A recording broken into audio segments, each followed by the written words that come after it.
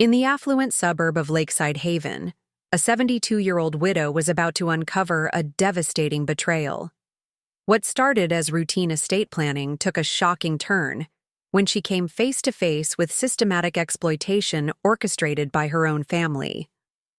Eleanor Winters wasn't your typical retiree.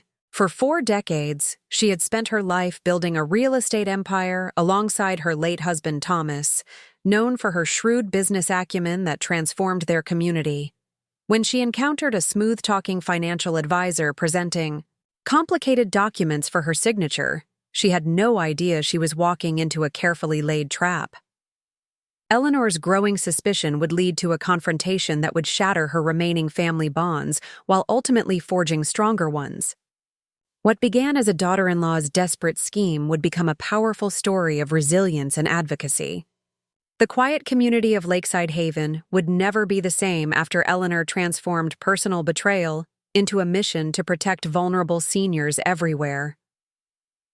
Before we jump back in, tell us where you're tuning in from. And if this story touches you, make sure you're subscribed, because tomorrow I've saved something extra special for you. Eleanor Winters placed white lilies on Michael's grave, her hands trembling slightly. 8 months after the accident, the wound still felt fresh. "I miss you," she whispered.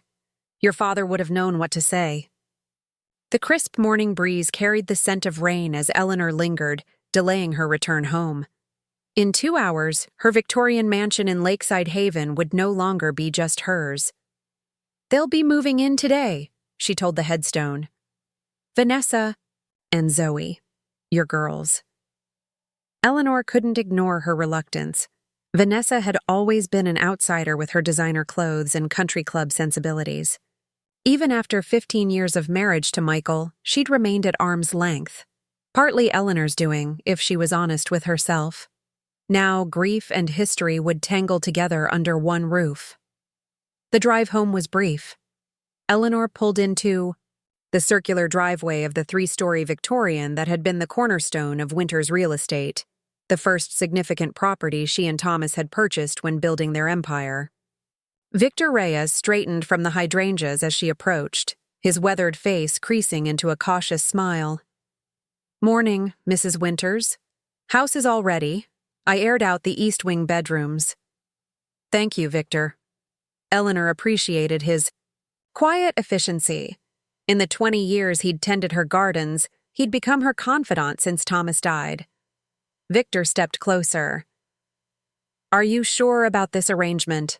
It's a big change, especially with how things have been between you and Mrs. Michael." "I'm not sure of anything anymore," Eleanor admitted.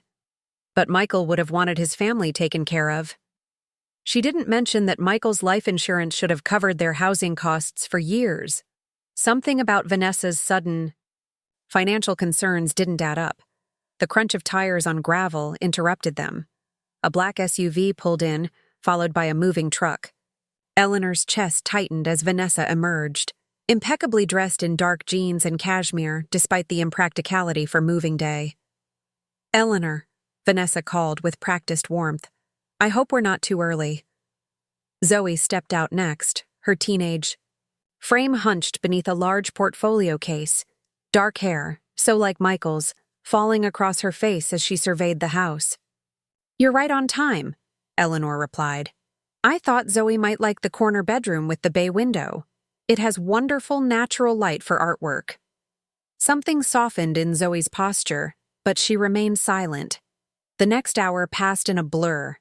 Eleanor had suggested the east wing specifically to maintain separation between them, a preservation of privacy both women seemed to appreciate. Yet the house already felt different, voices echoing through corridors that had been silent too long. Eleanor was organizing linens when she heard sobbing from Thomas's study. Inside, she found Zoe clutching a framed photo of Michael's college graduation. "He hated that picture," Eleanor said softly. "Said the graduation cap made his ears look enormous." Zoe wiped tears from her face. "I didn't mean to snoop. This room holds a lot of memories. Good ones, mostly." Zoe ran her fingers over the photograph. I found Dad's old sketch pads in our attic. Did you know he used to draw? He was quite talented when young. That's where you get it from. Mom wanted to throw them out, said we couldn't keep everything. Accusation tinged her voice. Well, there's plenty of room here. Perhaps we could find a special place for them? Your father spent hours in this study with your grandfather, learning about business, architecture, art, all Thomas's passions. The fragile connection was broken by Vanessa calling from the hallway. As Zoe left, Eleanor remained seated, breathing in the scent of leather and old books. Thomas would have known how to navigate this situation. He'd been the diplomat. She'd been the pragmatist with an eye for investments. Together, they'd built something remarkable: properties across 3 counties, commercial buildings downtown, developments that transformed Lakeside Haven. Now she was alone, responsible for it all. Later, Eleanor prepared dinner while Victor finished outside. Through the window, she saw him pause, watching Vanessa pacing near the pool house, phone pressed to her ear, gesturing emphatically. I don't care what they're saying. I need more time. Vanessa's voice carried faintly. You think I don't know that? I just buried my husband, for God's sake. Eleanor stepped back, uncomfortable with eavesdropping. Financial troubles? Michael had mentioned concerns about Vanessa's spending habits, but Eleanor had dismissed it as typical marital friction. Dinner was subdued, conversation carefully navigated. Zoe picked at her food while Vanessa maintained light chatter about the move and Zoe's school plans. I was thinking, Vanessa said over after-dinner coffee, now might be a good time to look at organizing your estate, Eleanor. With Michael gone, it's important to make sure everything's properly structured for Zoe's future. Eleanor's coffee. Cup paused midway to her lips. My estate is quite well organized. Thomas made certain of that. Of course. But tax laws change, investment strategies evolve. I have a friend, a financial advisor who specializes in estate planning for situations exactly like yours. Vanessa leaned forward. It would be no obligation, just a consultation, for Zoe. The addition of her granddaughter's name felt calculated. Eleanor noticed Zoe shifting uncomfortably. Reed Blackwood is absolutely brilliant with these matters. He's helped several friends from the country club. He's even familiar with some of your commercial properties downtown. Perhaps this was Vanessa's way of reaching out? If it would ease tension between them, maybe it was worth considering. I suppose it wouldn't hurt to meet him, Eleanor conceded, but just a consultation. Relief flashed across Vanessa's face. Wonderful. I'll set something up for next week. That night, Eleanor stood at her bedroom window. Moonlight silvered the roses Thomas had planted for their 40th anniversary. She missed him with a physical ache. He would have seen through whatever was happening here. What am I missing, Thomas? She whispered. Hours later, with the house dark, Vanessa sat on her bed, face illuminated by her phone's blue glow. Reed, it's Vanessa. She's agreed to meet with you. She listened, then continued, voice hardening. Yes, I'm certain. She has no idea. Just be your charming self, and she'll sign whatever you put in front of her.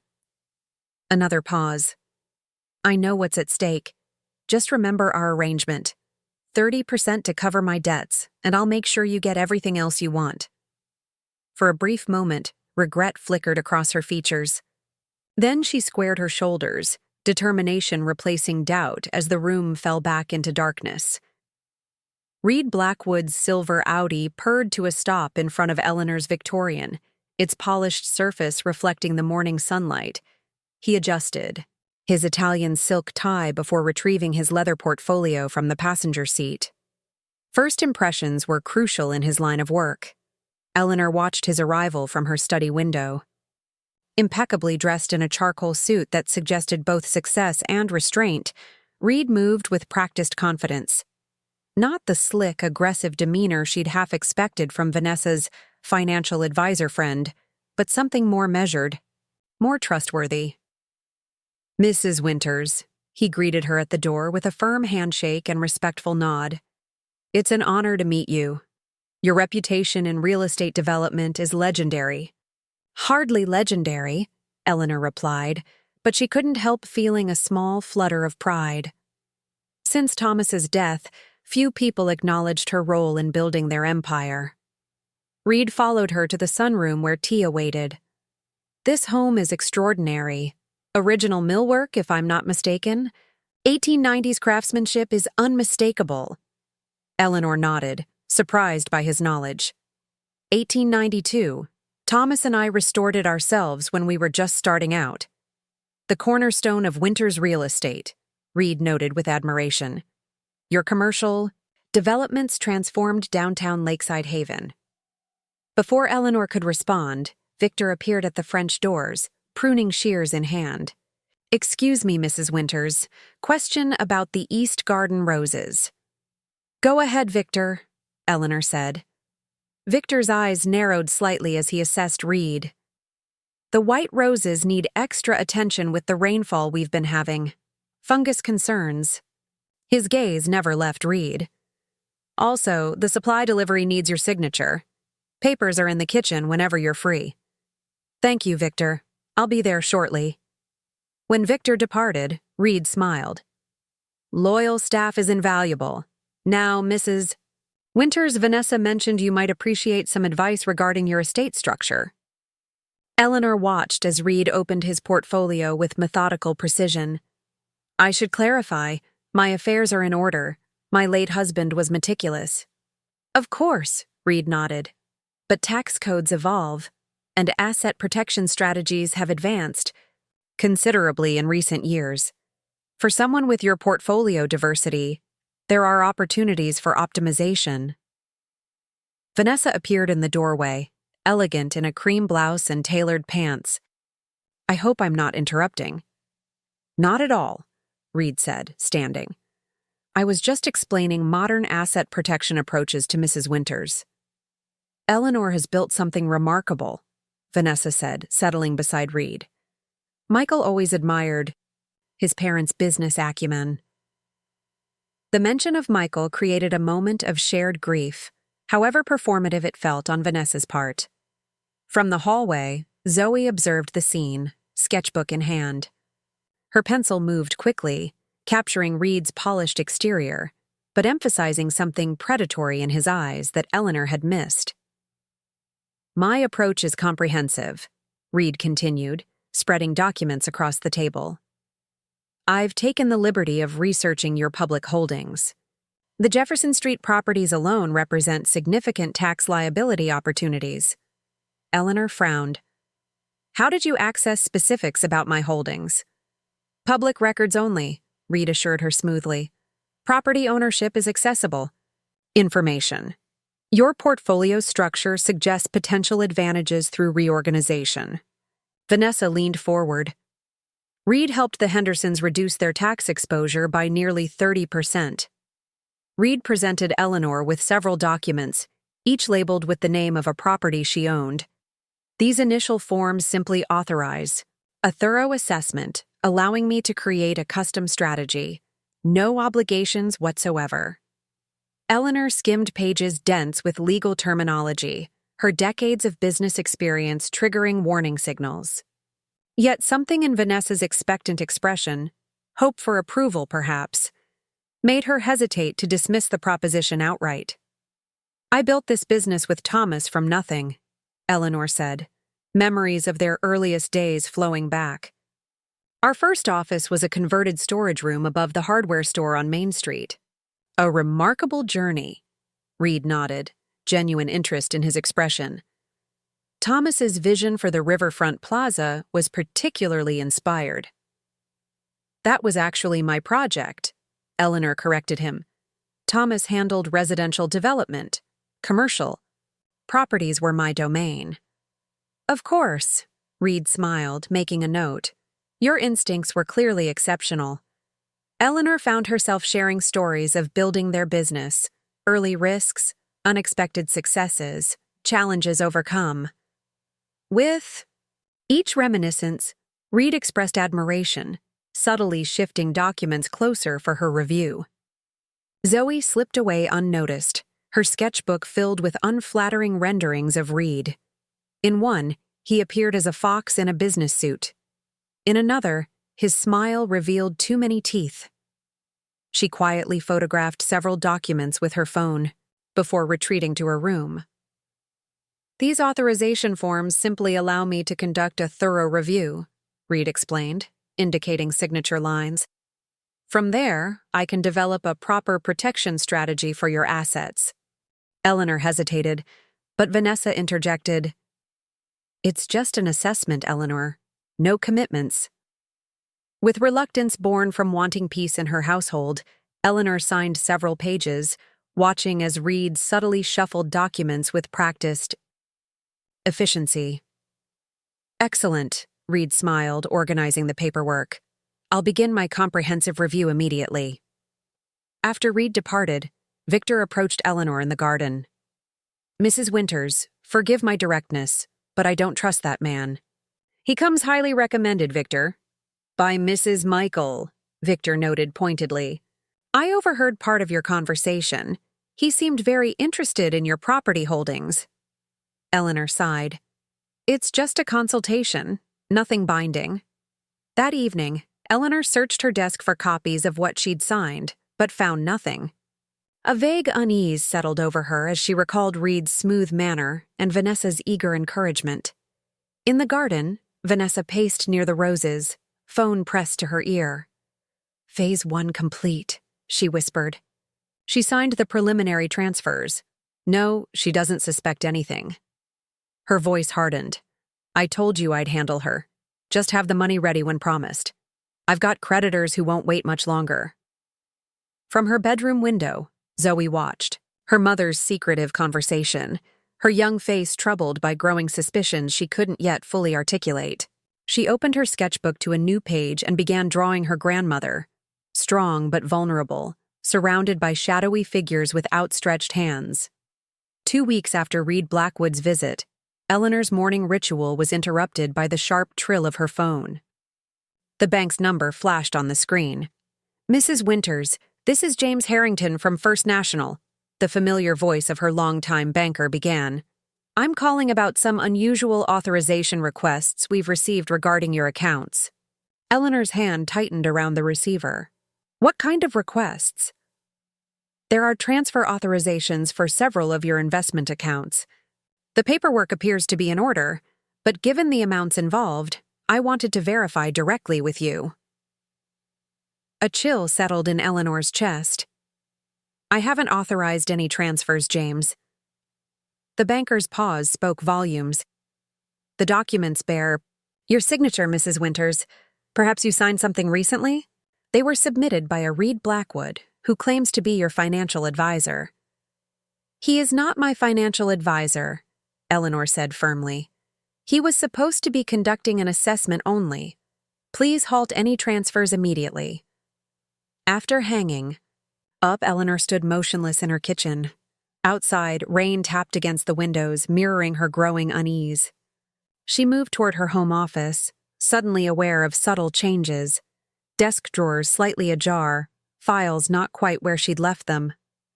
In the hallway, Eleanor nearly collided with Zoe, who clutched her sketchbook protectively.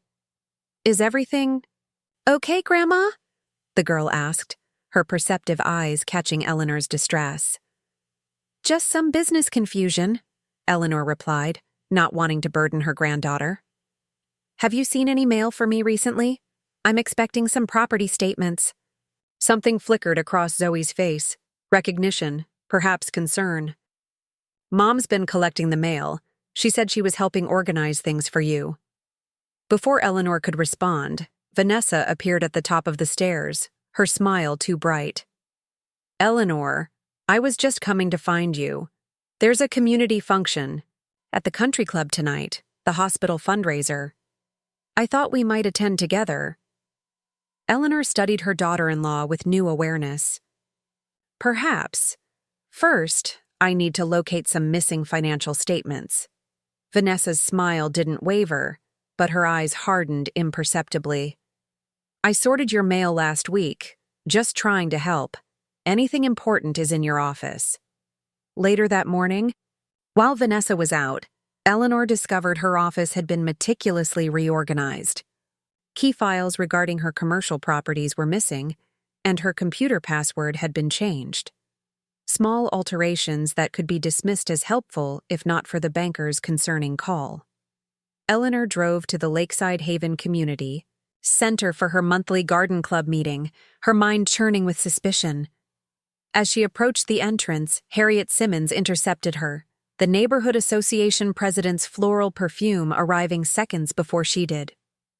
"Eleanor, darling, we've missed you at our committee meetings," Harriet exclaimed, linking their arms. "How are you managing? Vanessa mentioned you've been having some difficulties lately." Eleanor stiffened. "Difficulties?" Harriet lowered, her voice to a stage whisper. "She mentioned you've been a bit confused lately, forgetting things. It happens to all of us at our age. Why, just last week, I put my glasses in the freezer." The implication hit Eleanor like a physical blow. "I assure you, my mental faculties are perfectly intact." "Of course, dear." Harriet patted her arm condescendingly. "Vanessa is just concerned. She's been so proactive about getting you help, that nice financial advisor who's organizing everything, taking those burdens off your shoulders." Outside the community center, Eleanor sat in her car, hands gripping the steering wheel. Vanessa was systematically undermining her, to the bank, to neighbors, perhaps to others. The pieces were fitting together with terrible clarity. When Eleanor returned home, she found Victor in the garden shed, piecing together shredded documents he'd discovered in the trash. His weathered hands carefully arranged fragments on his workbench. "Mrs. Winters," he said gravely, "I think you should see this." The reconstructed document was a property transfer form for the Lakeside Commercial Plaza, her most valuable downtown holding, with her signature at the bottom. A signature she didn't recall providing. "When did you find this?" Eleanor asked, voice steady despite her racing heart. "This morning. There's more." Victor gestured to other partially reassembled papers. "Transfer forms, power of attorney documents, all with your signature." Eleanor thought back to Reed Blackwood's visit, how papers had been shuffled as she signed what she believed were assessment authorizations. "I've been played for a fool." "Victor." "No, Mrs. Winters, you've been targeted by professionals who exploit trust." Victor's expression darkened. "I've seen this before. My mother lost her home to a similar scheme." Back inside, Eleanor attempted to access her online banking accounts only to discover all passwords had been reset. Her isolation was nearly complete, financial records inaccessible, neighbors primed to dismiss her concerns as confusion, and a daughter-in-law orchestrating it all from within her home. At dinner that evening, tension hung heavy in the dining room. Zoe pushed food. Around her plate, eyes darting between the adults, Vanessa dominated conversation with neighborhood gossip, punctuated with subtle references to Eleanor's forgetfulness. "I scheduled that memory screening we discussed," Vanessa mentioned casually, serving dessert. "Dr. Levine can see you next Tuesday." Eleanor set down her fork deliberately. "What memory screening?" "We talked about this last week, Eleanor," Vanessa replied with exaggerated patience. "After you forgot the Hendersons' dinner party, Dr. Levine specializes in cognitive health for seniors." "I declined the Hendersons' invitation," Eleanor stated firmly. "I didn't forget anything." Vanessa exchanged a meaningful glance with Zoe. "See what I mean, honey? These memory slips are becoming more frequent." Zoe stared at her plate, uncomfortable witness to her mother's manipulation. That night, Eleanor sat at her vanity, Thomas's, photograph beside her. "They're trying to take everything we built," she whispered to his image. The systematic dismantling of her life was happening under her own roof, executed by family no less. In the darkness of her bedroom, Eleanor made a decision. She reached for her address book and found a number she hadn't called in months. Judith. Chen had been Thomas's legal partner for decades before her retirement. and the one person who might understand the scheme unfolding around Eleanor. "Judith, it's Eleanor Winters. I need to meet you, somewhere private. I think I'm in serious trouble." As she hung up, Eleanor felt something she hadn't experienced since Thomas's death, the steely resolve that had helped her build an empire from nothing. Someone was trying to steal her life's work. They had chosen the wrong woman to victimize. The Bluebird Cafe sat on the outskirts of Riverton, 30 miles from Lakeside Haven, far enough that Eleanor was unlikely to encounter anyone from her social circle. She arrived 20 minutes early, selecting a corner booth with a view of both entrances. Old habits from decades of business negotiations. Judith Chen entered precisely on time, her silver-streaked black hair pulled into an elegant knot, designer, reading glasses dangling from a chain around her neck. At 70, she carried herself with the same commanding presence that had made her one of the state's most formidable attorneys before her retirement. "Eleanor," Judith embraced her with genuine warmth before sliding into the booth. "It's been too long. Thomas would haunt me if he knew I'd let months pass without checking on you." The mention of Thomas loosened something in Eleanor's chest. "I miss him every day. He would have seen through all of this immediately." Judith studied her friend's face. "Tell me everything. Your call concerned me." Eleanor hesitated, the word sticking in her throat. Voicing suspicions about family felt like betrayal, even now. "It sounds paranoid when I say it aloud. Trust your instincts," Judith said firmly. "They built an empire."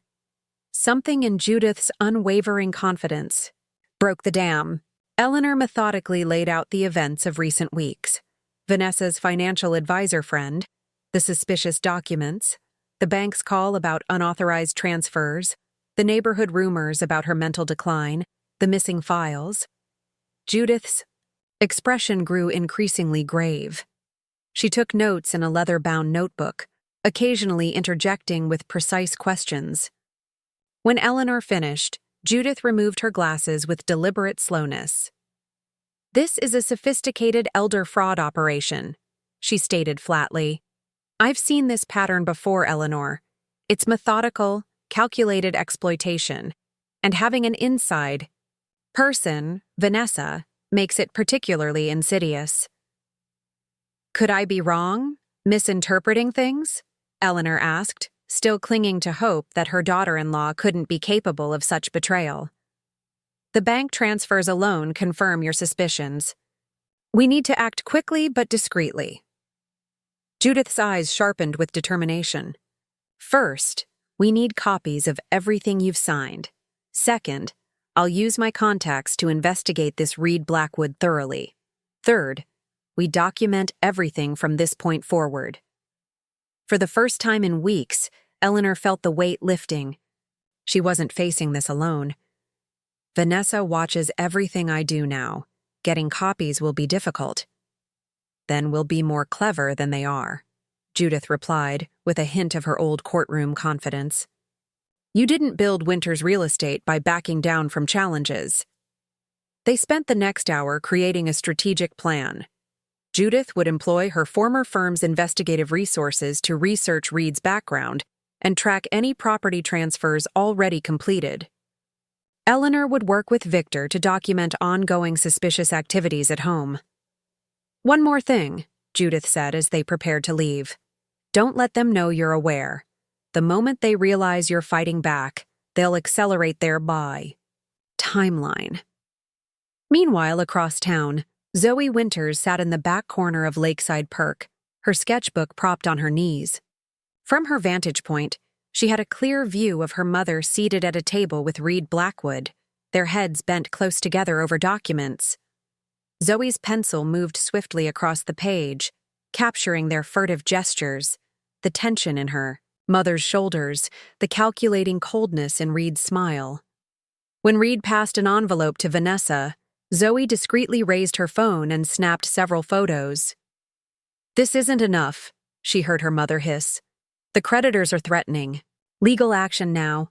"Stick to the timeline," Reed replied, his voice too low for Zoe to catch more than fragments. 2 more properties transferred. Bigger payout. Zoe slipped out before they noticed her, heart hammering in her chest. The pieces were falling into place. Her mother's late-night phone calls, the mysterious meetings, her grandmother's missing mail. The betrayal cut deep, conflicting loyalties tearing at her. Back at the Victorian, Eleanor returned from meeting Judith to find Victor waiting for her in the garden. "Mrs. Winters," he said quietly, "I've installed that birdhouse camera you requested. It has a view of your office window." Eleanor nodded her thanks. The hidden camera had been Judith's suggestion, a way to document anyone entering her office without permission. As Eleanor crossed the foyer, she noticed Zoe's sketchbook left open on the hallway table. She paused, then carefully turned the pages. What she found stole her breath, detailed drawings documenting weeks of suspicious activities. Vanessa hiding mail, Reed and Vanessa in secretive conversation, Eleanor's own office being searched while she was out. The final page showed a sketch of her mother and Reed at a cafe, labeled with today's date and the notation, discussing 2 more properties and creditors. Eleanor closed the book precisely as she'd found it, mind racing. Zoe knew.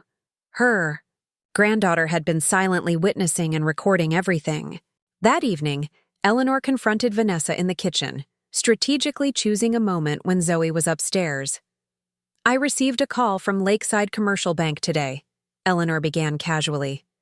"Apparently, some financial statements were returned as undeliverable. You wouldn't happen to know where my mail has been going, would you?" Vanessa's smile remained fixed, but her knuckles whitened around the glass she was holding. "They probably have an outdated forwarding address. I'll help. You sort it out tomorrow." "That won't be necessary. I've already contacted them directly." Eleanor maintained steady eye contact. "Curious thing, they mentioned several accounts showing recent activity I don't recall authorizing."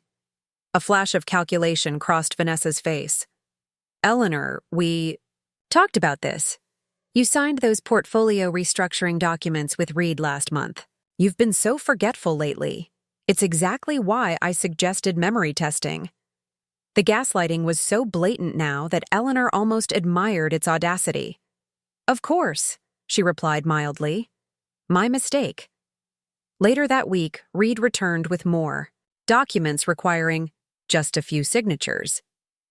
Unknown to him, the camera Victor had installed captured every moment. Reed pointing to signature lines while covering text with his other hand, swapping pages after signatures were obtained, removing carbon copies that should have remained with Eleanor. As Reed departed, Eleanor's phone buzzed with a text from Judith. "Call immediately. Discovered something critical about Blackwood." Eleanor locked herself in her bathroom before returning the call, water running to mask her voice. "Eleanor," Judith's voice was urgent. "Reed Blackwood doesn't exist. The man calling himself Reed Blackwood is actually Ryan Bennett, a former real estate agent who lost his license 3 years ago for defrauding elderly clients through property transfer. Schemes nearly identical to what you've described." Eleanor closed her eyes, the full scope of the deception finally clear. "How quickly can you file emergency injunctions on all my properties?" "First thing tomorrow. I've already prepared the paperwork." Judith paused. "Eleanor, this is going to get worse before it gets better. Are you ready for that?" Eleanor thought of Thomas, of the empire they'd built together, of her granddaughter secretly documenting the truth. More than ready. It's time to fight back. Judith arrived at Eleanor's home carrying a manila folder marked "Confidential" in bold red letters. They met in the garden gazebo, far from the house, away from prying eyes. "Ryan Bennett," Judith said, spreading photographs and newspaper clippings across the table. 3 counts of elder fraud in Westbrook County. Charges reduced through a plea deal, but he lost his real estate license. He specializes in identity theft and property transfers targeting seniors with valuable assets. Eleanor studied the mugshot. The man had the same chiseled features as Reed Blackwood, though without the polished veneer. How did Vanessa find him? Gambling connections, most likely, Judith replied grimly. Bennett frequents high-stakes poker rooms. From what my investigator found, he specifically targets family members with financial troubles, uses them as inside accomplices. Eleanor's chest tightened. How many properties have I lost already? Preparing and narrating this story took us a lot of time, so if you are enjoying it, subscribe to our channel. It means a lot to us. Now back to the story. I've confirmed transfers on the Lakeside Commercial Plaza and the Harrison Street apartments. 3 more properties show pending paperwork. We've filed emergency injunctions, but we need to move quickly. While Eleanor and Judith strategized, Zoe rummaged through her mother's closet, searching for her missing art supplies. Behind a row of designer shoes, she discovered a locked leather case. The key was hidden predictably in her mother's jewelry box. Vanessa had used the same hiding places since Zoe was a child. Inside, Zoe found stacks of casino markers totaling over $300,000, threatening letters from creditors, loan applications with astronomical interest rates, and a handwritten ledger tracking property values and expected payouts. At the bottom lay 3 maxed-out credit cards in Michael's name, opened after his death. The bathroom door opened, startling Zoe. Vanessa stood frozen in the doorway, her expression shifting from shock to fury to desperation. You had no right, Vanessa whispered hoarsely. How could you? Zoe's voice broke. Grandma trusted us, trusted you. You don't understand what's at stake. Vanessa sank onto the bed, her carefully maintained facade crumbling. After your father died, I was drowning. The insurance money was gone in months. I owed people. Dangerous people. So you decided to steal everything from Grandma? Tears streamed down Zoe's face. It started small, just 1 property to clear the worst debts. Then Reed. Ryan. Whatever his name is. Kept finding reasons we needed more. Vanessa's hands trembled. I didn't know how to stop. You could have asked for help. From Eleanor, she's always seen me as the gold digger who wasn't good enough for her son. Zoe stared at her mother, seeing the desperation beneath her polished exterior. This has to end. Now. It's too late. Fear flashed in Vanessa's eyes. You don't know who we're dealing with. As if summoned by her words, Vanessa's phone rang. The name Collins flashed on the screen. Vanessa answered, her voice instantly submissive. I need more time, Mr. Collins. Yes, I understand the agreement. The final properties are being transferred this week. The voice on the other end grew loud enough for Zoe to hear. Your timeline just got shorter, Mrs. Winters. My associates will visit tomorrow to collect either the money or collateral of equal value. Your choice which form of payment. After the call, Vanessa collapsed in tears. They'll hurt us, Zoe. These aren't people who negotiate. Downstairs, Eleanor discovered Reed Ryan examining her antique silver collection, making notes in a small black book. Admiring the family heirlooms? Eleanor asked, startling him. He recovered quickly, smooth smile returning. Such craftsmanship is rare nowadays. Thomas had exquisite taste. I selected those pieces, actually. Eleanor maintained a pleasant facade, though her skin crawled. How are our financial restructuring plans progressing?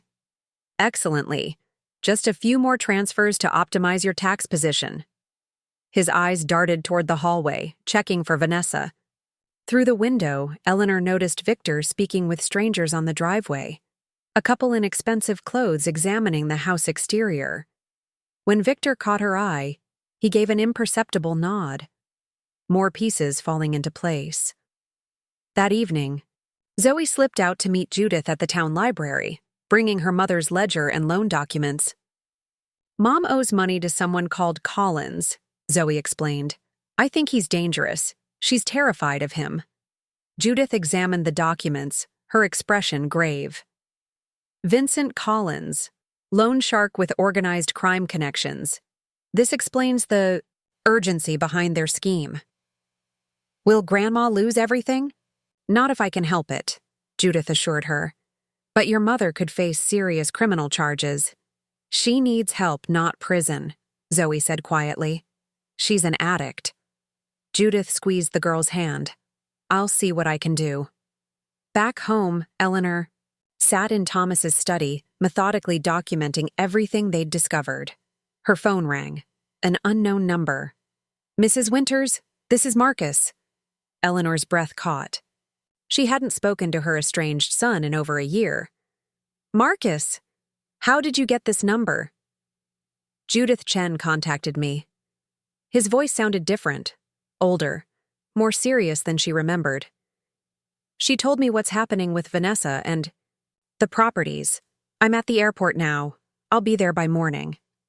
Eleanor gripped the phone tighter, emotions colliding, anger at Judith's intervention, relief at hearing her son's voice, fear of the confrontation to come.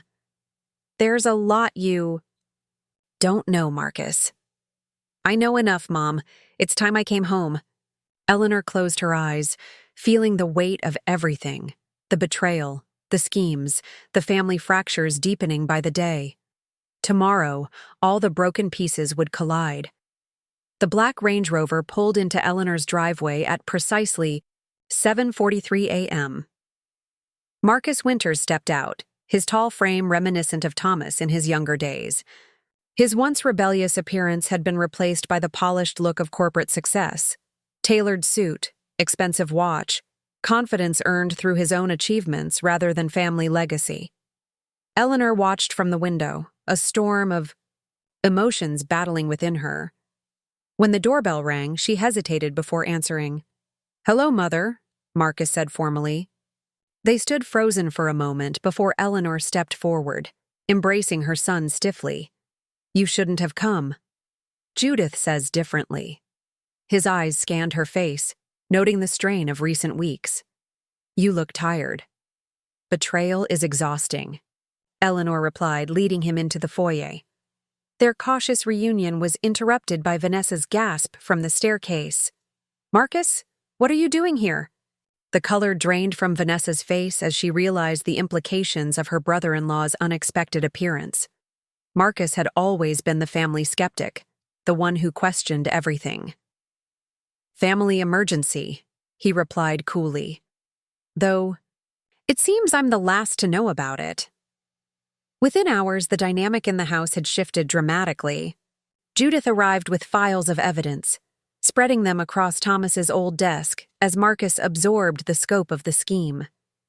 His business acumen allowed him to immediately grasp what had nearly happened to his family's legacy. The property transfers can be contested, Judith explained. But we need to move quickly. Bennett, or Blackwood as he calls himself, has accelerated the process. He's liquidating assets as fast as he can transfer them. Marcus studied the documents, jaw tightening. Oh! Does he have buyers lined up already? For everything, Eleanor confirmed. Victor caught him showing the house yesterday to a couple from Chicago. Including this house? Marcus looked around his childhood home, the weight of potential loss finally hitting him. I should have been here sooner. While the adults strategized, Zoe slipped away to her room, carefully adding to her visual documentation. Her sketches had evolved from simple observations to detailed evidence, dates, times, conversations, all meticulously recorded through her artistic lens. A soft knock interrupted her work. Marcus stood in the doorway, hesitant. Your grandmother says you've been keeping records. Wordlessly, Zoe handed him her sketchbook. Marcus flipped through pages of damning evidence, his sister-in-law's deception captured through a teenager's perceptive eyes. You're very talented, he said finally. and very brave. I didn't know what else to do, Zoe admitted. I didn't want to believe Mom could do this.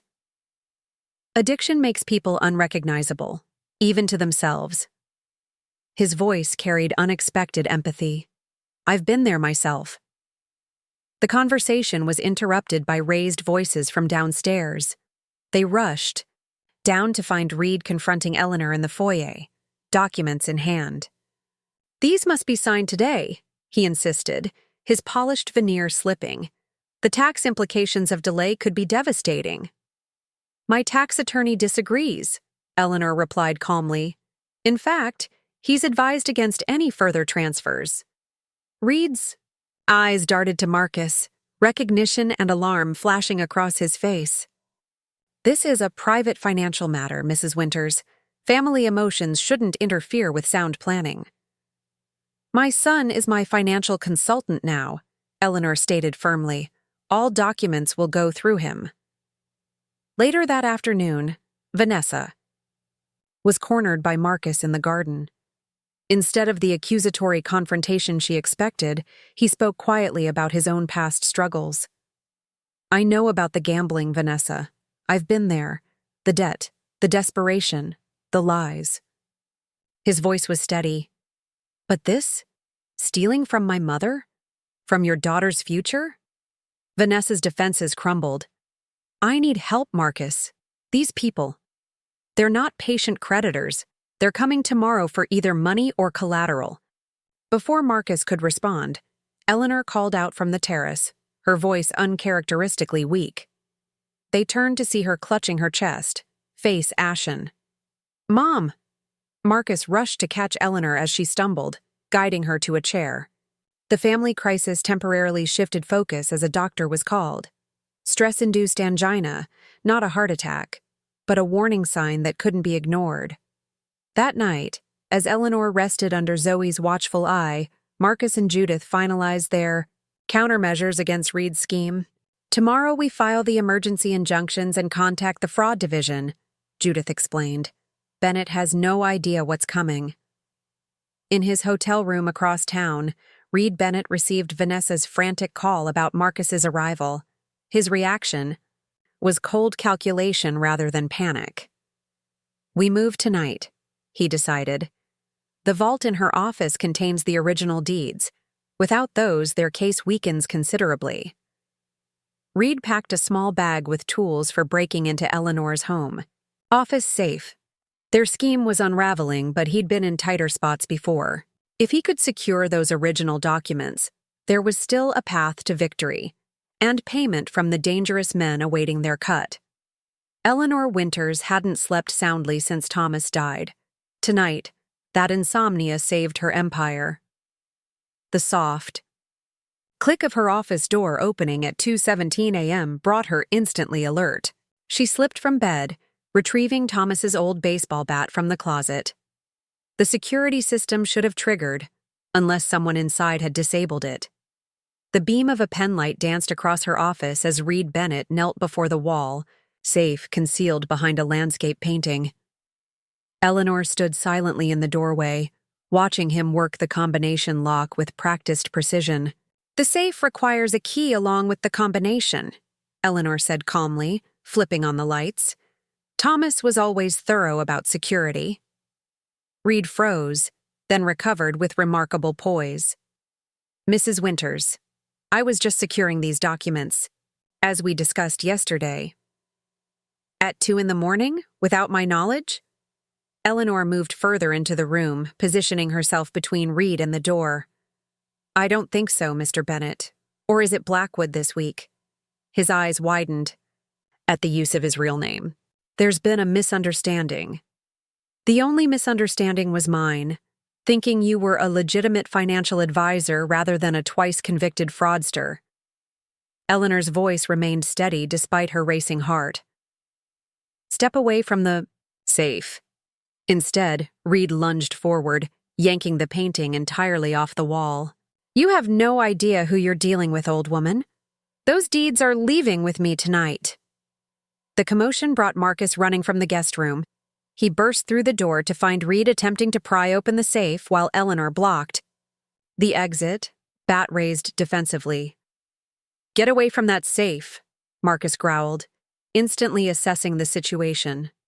Reed spun around, his polished exterior completely shattered. "This is between me and Mrs. Winters.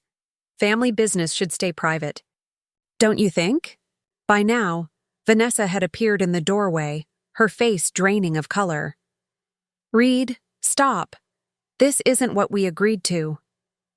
"What exactly did you agree to, Vanessa?" Eleanor asked, turning to her daughter-in-law as Zoe appeared behind her mother, phone clutched in her hand. Reed saw his opportunity disintegrating. "Vanessa orchestrated everything," he blurted. "She approached me. She provided access to your documents, your home, your schedule. I was merely a consultant." "Liar!" Vanessa stepped into the room, trembling with fury and fear. "You promised no one would get hurt, just enough to cover my debts, you said. Then you kept pushing for more properties, more signatures. You were happy enough with the arrangement when it solved your gambling problems," Reed sneered. "Mom?" Zoe's voice was small, devastated. "Is it true?" The direct question from her daughter broke something in Vanessa. She sank to her knees, decades of carefully constructed facades crumbling. "I never meant for it to go this far," she sobbed. "After Michael died, the casino debts were already over $200,000, then the high-interest loans to cover those debts. Collins threatened to hurt us, hurt Zoe." She looked up at Eleanor, mascara streaking down her face. "I was desperate. Reed promised a clean solution. Just a few property transfers that wouldn't really hurt anyone." 65% of her estate wouldn't hurt anyone? Reed scoffed. "Don't play innocent now." 65%? Eleanor gasped. "You were trying to take everything?" "Just what we needed to cover everyone's interests," Reed replied, calculating his options as Marcus moved to block the second exit. "The market's soft anyway. You'd barely miss those properties in this economy." Zoe stepped forward, her phone extended. "I have recordings. From the cafe. From your meetings here. Everything." Her hand shook, but her voice remained steady. "You were going to sell Grandma's house while she was at her doctor's appointment next week." Reed lunged suddenly for the desk, grabbing a stack of documents. Marcus intercepted him, his larger frame easily overpowering the fraudster. They crashed into the bookcase, sending volumes of family photo albums tumbling to the floor. "You're finished," Marcus said, pinning Reed against the wall. The French doors to the garden burst open as Victor rushed in, followed by a uniformed police officer. "Detective Okafor," Victor explained breathlessly. "I called her as soon as I saw him enter through the garden door." Detective Diana Okafor assessed the scene with professional efficiency. "Mr. Bennett," she said, recognition flickering in her eyes. "We meet again." As Reed was handcuffed and led away, still protesting that Vanessa was equally culpable, Detective Okafor turned to Eleanor. "Mrs. Winters, we'll need statements from everyone, and you'll need to verify which documents were compromised." Her gaze shifted to Vanessa, huddled miserably in the corner. "Will you be pressing charges against your daughter-in-law as well?" The question hung in the air. Eleanor looked at Vanessa, the woman who had nearly stolen everything from her. Then, at Zoe, whose tear-streaked face reflected the impossible position of loving both her mother and grandmother. "I need time to consider that question," Eleanor said finally. "This family has seen enough darkness for one night." As Detective Okafor led Reed away, Eleanor faced the broken remains of her family, knowing the hardest decisions still lay ahead. Morning light filtered through the lace curtains of Eleanor's dining room, illuminating dust motes that danced above stacks of legal documents spread across the mahogany table. The room that had once hosted elegant dinner parties for Lakeside Haven's elite now resembled a war room, with yellow sticky notes flagging suspicious transfers and red markers circling discrepancies in signatures. Eleanor rubbed her temples, fighting the headache that had become her constant companion since the night of Reed's attempted break-in. 3 days had passed, yet the house still felt violated, as if the walls themselves had absorbed the betrayal that had unfolded within them. The Lakeside Commercial Plaza transfer was completed last Thursday, Judith said, sliding another document toward Eleanor, and the Harrison Street apartments the week before. Both transactions rushed through with minimal documentation. Eleanor stared at the papers, her name forged with disturbing accuracy at the bottom of each page. 45 years of careful investment and management, dismantled in weeks by someone she had welcomed into her home. "How much have we lost?" she asked, voice steady despite the turmoil within. Judith removed her reading glasses, meeting Eleanor's gaze directly. "Approximately $7 million in property value, based on current market assessments. But we've filed emergency injunctions on 5 other properties where the transfers weren't completed. Those we can likely recover quickly." Marcus entered carrying a tray with coffee and toast, the sleeves of his dress shirt rolled up and his tie discarded. Dark circles shadowed his eyes, evidence of the all-night session he'd spent reviewing financial records. "I've spoken with my firm in Seattle," he said, pouring coffee into Eleanor's favorite china cup. "They've approved a 3-week leave of absence. I've postponed all my client meetings to stay and help untangle this." Eleanor looked up at her son, noting how the years of distance between them seemed to have evaporated in the face of crisis. At 48, Marcus had his father's height and shrewd business sense, though he'd chosen to forge his own path rather than join the family enterprise. Now he was bringing those hard-earned skills back to save what remained of the Winters legacy. Bennett's bank records show substantial transfers to offshore accounts in the Caymans, Marcus continued, spreading printouts across the table. The transactions coincide perfectly with the property transfers. Detective Okafor is working to freeze those accounts, but international banking complications make it challenging. The doorbell interrupted their work. Victor appeared in the doorway moments later. "Detective Okafor is here," he announced, his usually stoic expression softened with concern. Diana Okafor entered with the precise, measured movements that characterized her professional demeanor. At 45, the detective carried herself with quiet authority, her dark eyes missing nothing as she surveyed the room. "Mrs. Winters," she greeted Eleanor, accepting the offered seat. "We've made significant progress with the investigation. Mr. Bennett's electronic devices have yielded substantial evidence regarding his schemes." "What kind of evidence?" Judith asked. "Emails, spreadsheets tracking targets, his word, not mine, and detailed plans for liquidating assets." Detective Okafor placed a thin folder on the table. "We've also identified 3 other elderly victims in similar schemes orchestrated by Bennett over the past 18 months.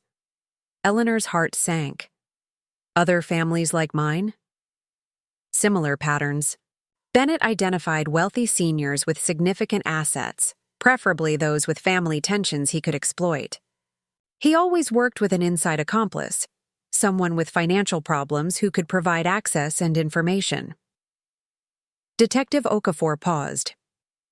"Your case provides the strongest evidence for prosecution, Mrs. Winters. The documentation you've preserved and the testimony of family members create a compelling case." The unspoken question hung in the air. Would Eleanor pursue charges against Vanessa as well? The detective was tactful enough not to ask directly, but the implication was clear. "Will the other victims recover their assets?" Eleanor asked instead. "That's where it gets complicated." Detective Okafor leaned forward.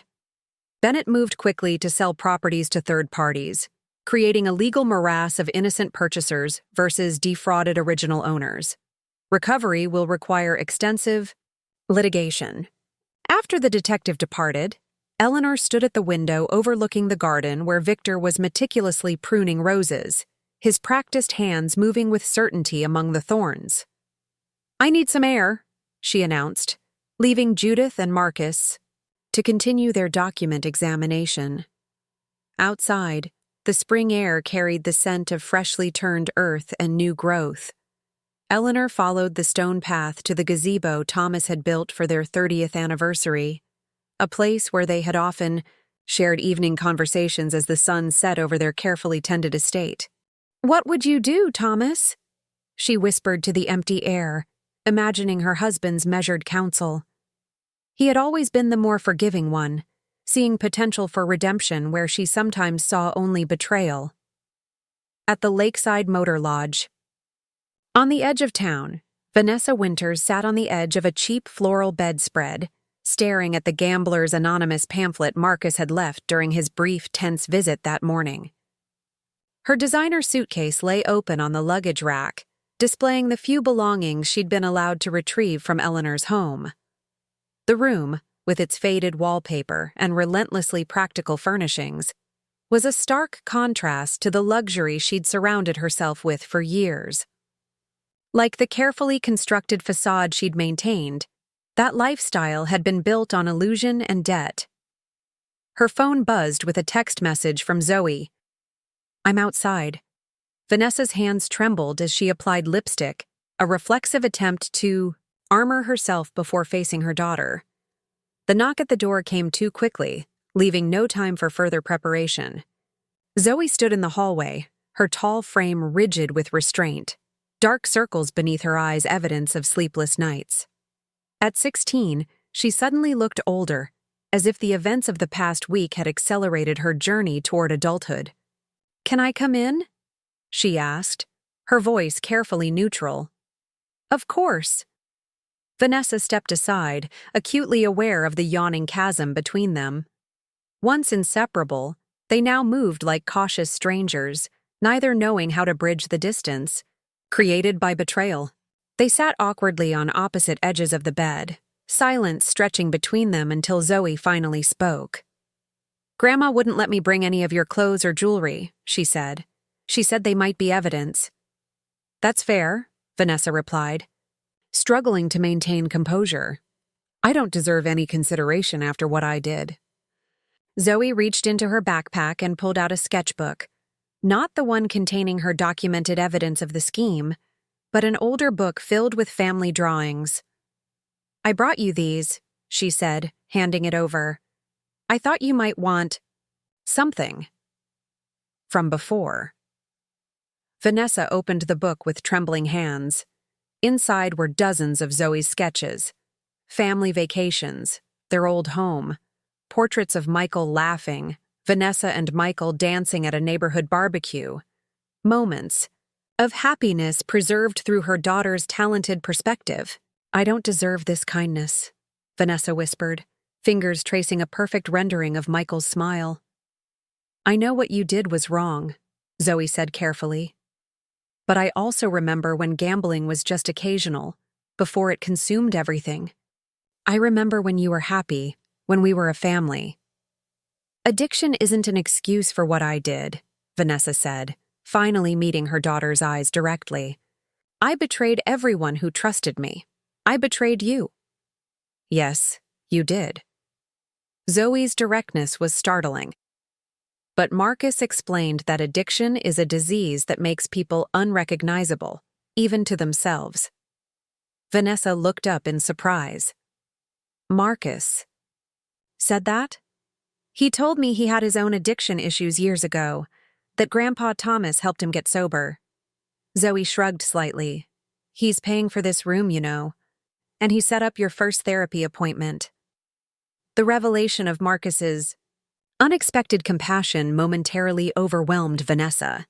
She had always seen him as the family's golden child, perpetually judging her as not quite good enough for the Winters clan. "I need to know something," Zoe continued, her voice stronger now. "Was any of it real? Moving in with Grandma? Pretending to care about her after Dad died?" The question cut to the heart of Vanessa's shame. "It's complicated, Zoe. I was genuinely devastated when your father died, but I was also terrified of the debts coming due. Both things existed together." She took a shaky breath. "I did care about Eleanor, in my way, but the desperation was louder than any better feelings I had." Zoe nodded slowly, absorbing this complex truth. Grandma might eventually understand. That too. She's hurt and angry now, but she's not cruel. She has every right to hate me forever, Vanessa said softly. Probably. Zoe stood, shouldering her backpack. I need to go. Marcus is waiting to drive me to my therapy appointment. At the door, Zoe paused. I'm not ready to forgive you yet, Mom, but I'm trying to understand. That's a start, I think. After Zoe left, Vanessa sat motionless on the bed, the sketchbook open on her lap. Then, with deliberate movements, she reached for the Gamblers Anonymous pamphlet and dialed the helpline number printed on the back. Back at the Victorian, Harriet Simmons arrived unannounced, her arms laden with casserole dishes. The neighborhood, Association President's floral perfume announced her presence seconds before she bustled into the kitchen where Eleanor was attempting to prepare tea. Eleanor, darling, you shouldn't be bothering with that, Harriet exclaimed, setting down her burdens and taking over the kettle. The neighborhood has organized a meal rotation. You won't need to cook for weeks. Eleanor watched with mixed feelings as Harriet efficiently arranged food in the refrigerator. Just weeks ago, this same woman had been spreading rumors about Eleanor's supposed cognitive decline, unwittingly aiding Vanessa and Reed's scheme. I've organized a complete reversal of that dreadful narrative about your memory, Harriet continued, seemingly reading Eleanor's thoughts. I've personally called every member of the Garden Club, the Historical Society, and the Community Foundation to set the record straight. That's thoughtful, Eleanor managed, accepting the cup of tea Harriet pressed into her hands. I feel just terrible about the things I repeated, Harriet confessed, sinking into a kitchen chair. To think I helped spread those horrid rumors. I should have known better. You've always been sharper than the rest of us combined. The apology, however self-serving, was clearly genuine. Eleanor considered how easily Harriet, like herself, had been manipulated by practiced deceivers. You were manipulated, Harriet, like everyone else. Eleanor's tone was resigned rather than forgiving, but it was enough to bring tears of relief to Harriet's eyes. Well, we're making it right now, Harriet declared, regaining her composure. The entire neighborhood association has volunteered to help however we can. Their conversation was interrupted by Marcus entering with an armload of financial records. Mom, we need to… He stopped short, noticing Harriet. Mrs. Simmons, I didn't realize you were here. Just dropping off some food and support, Harriet said, rising.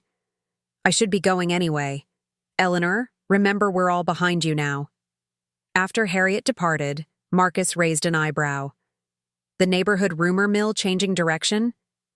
Like a weather vane in a hurricane, Eleanor replied, with a hint of her old dry humor. What have you found? Marcus's expression turned grave. Judith and I have been tracking the money. It's worse than we thought. Bennett was working with a buyers group that specifically targets distressed properties. They've already begun development planning for the Lakeside Plaza. The news hit Eleanor like a physical blow. The Lakeside Commercial Plaza had been her personal triumph, a mixed-use development that had revitalized downtown when other businesses were fleeing to suburban malls. She had fought city council opposition, secured historic preservation grants, and personally convinced reluctant tenants to take a chance on her vision. They can't just take it, she said, her voice hardening. Those transfers were fraudulent. They're claiming to be bona fide purchasers without knowledge of the fraud, Marcus explained.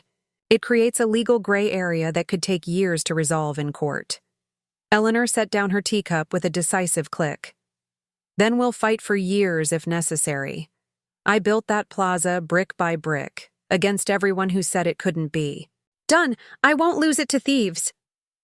The fierce determination in her voice seemed to both surprise and please Marcus. There's the Eleanor Winters who built an empire, he said with a hint of pride. We'll fight this together, Mom.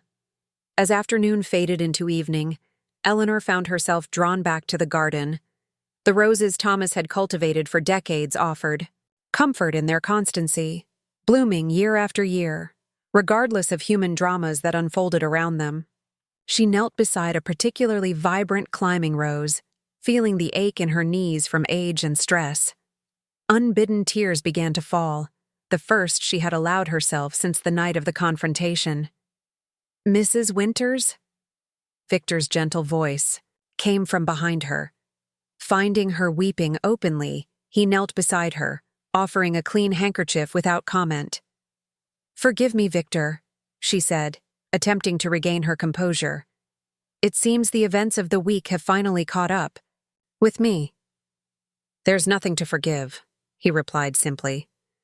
"Some sorrows need the release of tears." They sat in companionable silence, the gardener continuing to carefully prune nearby plants while giving Eleanor space to collect herself. After several minutes, the county courthouse steps felt steeper than Eleanor remembered from her decades of property transactions. At 72, she had never imagined testifying in a criminal case, particularly not against someone who had systematically attempted to dismantle her life's work. Yet here she stood, in a dove-gray suit Thomas had always admired, pearl earrings clipped firmly to her lobes, spine straight despite the invisible weight bearing down on her shoulders. "Remember, speak clearly and directly to the judge," Judith advised as they paused at the top of the steps. The June sun cast harsh light across the courthouse plaza, where reporters from local papers waited, hungry for details about the high-profile fraud case involving one of Lakeside Haven's most prominent families. "Bennett's attorney will try to confuse you, make you appear uncertain. Don't let him." Eleanor adjusted her purse strap with practiced dignity. "I've negotiated with Wall Street sharks and bull-headed city politicians for 40 years, Judith. I can handle one desperate con artist and his lawyer." Marcus joined them at the courthouse entrance, having just parked the car. At Eleanor's insistence, Zoe had remained at home with Victor keeping her company. The girl had already provided her witness statement to Detective Okafor. There was no need for her to endure the public spectacle of the preliminary hearing. "Ready?" Marcus asked, offering his arm to his mother as they approached the security checkpoint. Eleanor nodded, drawing strength from her son's presence. In the 3 months since Reed Bennett's arrest, Marcus had become the family's anchor, postponing his return to Seattle indefinitely as they navigated the complex aftermath of betrayal.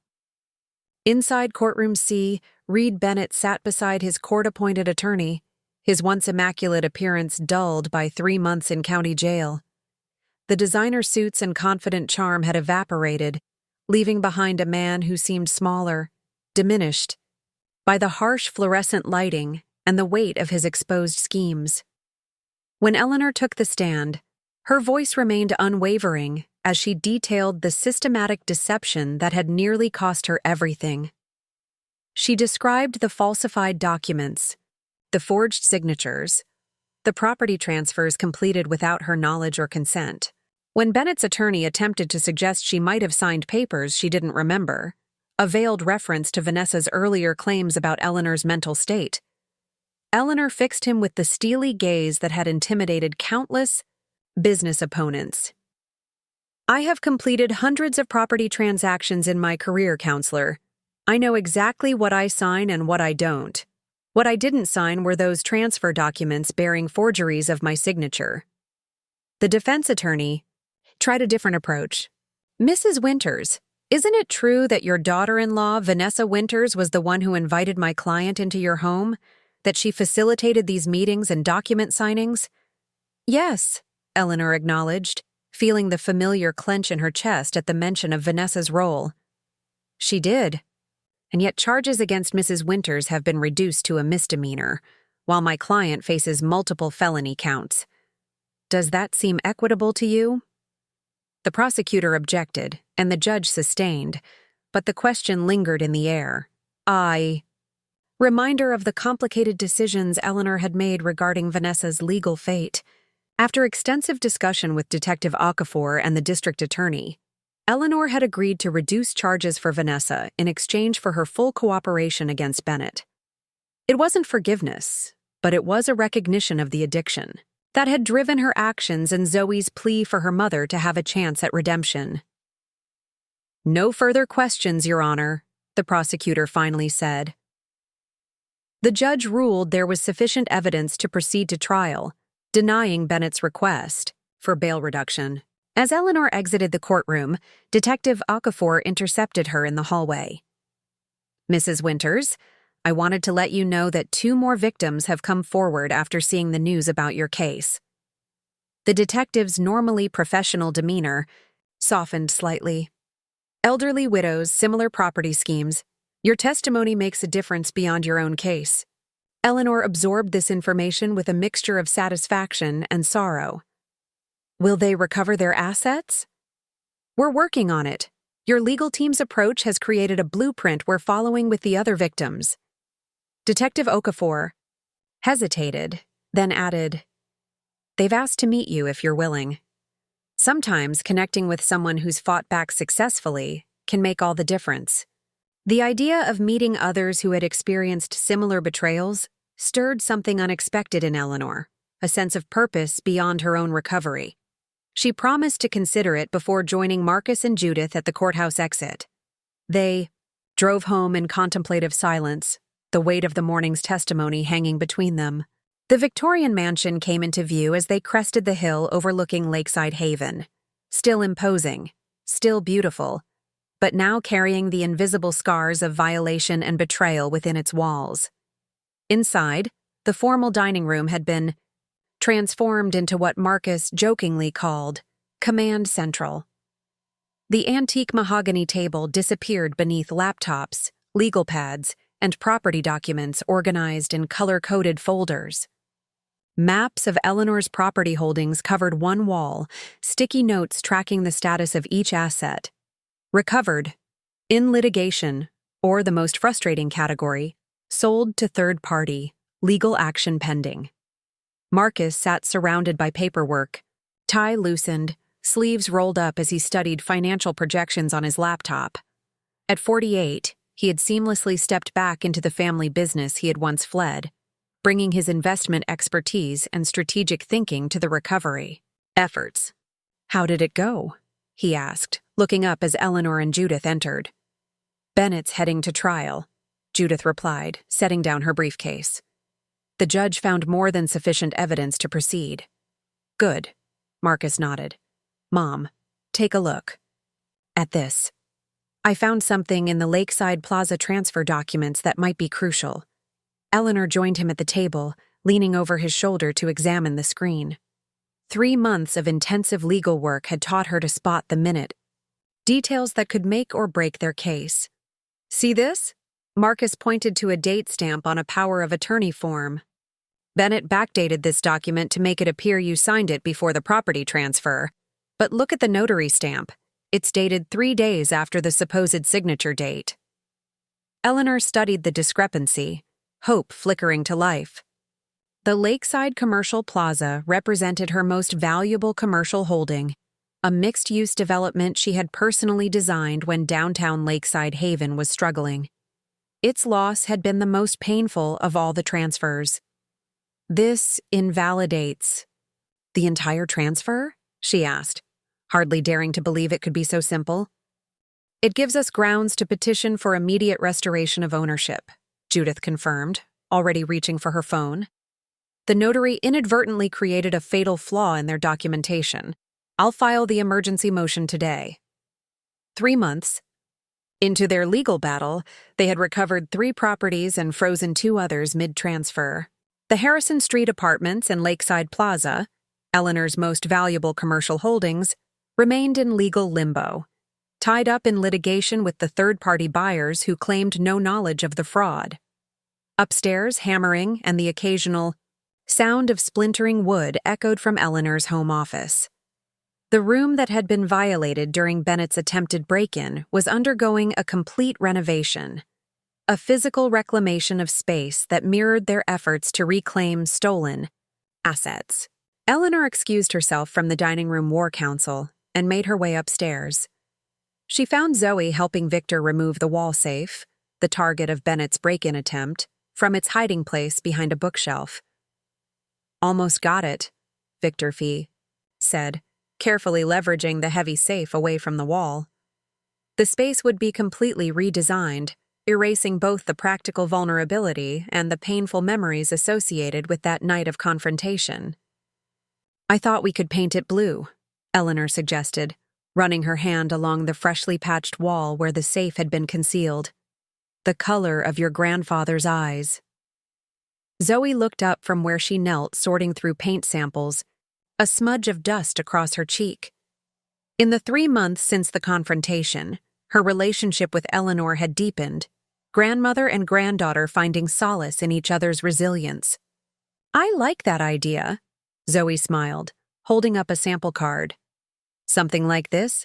And maybe hang some of Dad's old drawings here? The ones we found in the attic? For both of them, the renovation represented reclamation of space, of security, of family history that had nearly been stolen. As they discussed window treatments and furniture placement, Eleanor marveled at how this teenager had become her unexpected ally in rebuilding. Zoe's artistic eye brought fresh perspective to the space, ensuring it would look forward rather than back. Your grandmother had quite an eye for design herself, Victor commented, carefully setting the removed safe aside. The garden redesign after your grandfather passed was entirely her vision. Thomas was the rose expert, but Mrs. Winters transformed the eastern section into something entirely new and beautiful. Eleanor smiled at the memory. After Thomas died, she had channeled her grief into reshaping part of the garden from his formal English style into a more naturalistic design that required less maintenance but offered year-round interest. It had been her first act of rebuilding, after loss. Creating something new doesn't erase what was lost, she said quietly to Zoe. It just gives the loss somewhere to live besides inside you. Across town, in a modest one-bedroom apartment, Vanessa Winters sat in a circle of folding chairs at a community center meeting room. The weekly Gamblers Anonymous meeting had become the framework around which she structured her new, humbler life. My name is Vanessa, and I'm a compulsive gambler, she began when her turn came to speak. Today marks 90 days without placing a bet. A round of applause met this announcement, her first sobriety milestone. 3 months that had simultaneously dragged endlessly and passed in a blur of therapy sessions, minimum wage work at the local bookstore, and the grinding reality of consequences. I never thought I could go 30 days, let alone 90, she continued, fingers twisting the simple silver ring that had replaced her platinum wedding band. For years, gambling filled the emptiness inside me. When my husband died, that hole became an abyss. She paused, the familiar shame washing over her as she prepared to speak the hardest part aloud. I betrayed my family. Used my mother-in-law's trust to steal from her. Nearly cost her everything she and my late father-in-law built together. The words hung in the air, their truth no less painful for having been spoken many times before, in therapy to Detective Okafor, in the statement she'd provided against Reed Bennett. The hardest part is knowing I can never fully make amends. I'm making restitution payments, but the trust I destroyed can't be repaid in installments. From the back of the room, Zoe watched her mother's testimony, having slipped in quietly after the meeting began. At 16, she was technically too young to attend, but the group facilitator had made an exception, recognizing the importance of family support in recovery. Afterward, they walked to a nearby cafe, their weekly ritual following Vanessa's meetings. These cautious rebuilding moments were precious to both of them, though still fragile and sometimes painfully awkward. 90 days is really good, Mom, Zoe said as they settled at an outdoor table, summer sunshine warming the metal chairs. One day at a time, Vanessa replied with the mantra that had become her lifeline. How's the house? The renovation? We're almost finished with Grandma's office. It's completely different now. Lighter, more modern. Zoe stirred her iced tea, choosing her words carefully. Grandma asked about you yesterday. Vanessa looked up sharply. What did she say? She wanted to know if you were still attending meetings, if you're keeping your therapy appointments. Zoe hesitated. I told her you were working hard at recovery. Did she say anything else? Not really, but she didn't change the subject right away like she usually does. Zoe offered a small smile. That's something, I think. It was barely a crumb of hope, but Vanessa clung to it nonetheless. In the aftermath of the confrontation, Eleanor had made it clear she wasn't ready for contact with her daughter-in-law, beyond the necessary legal proceedings. The reduced charges had been arranged through intermediaries, with Marcus acting as the family's go-between.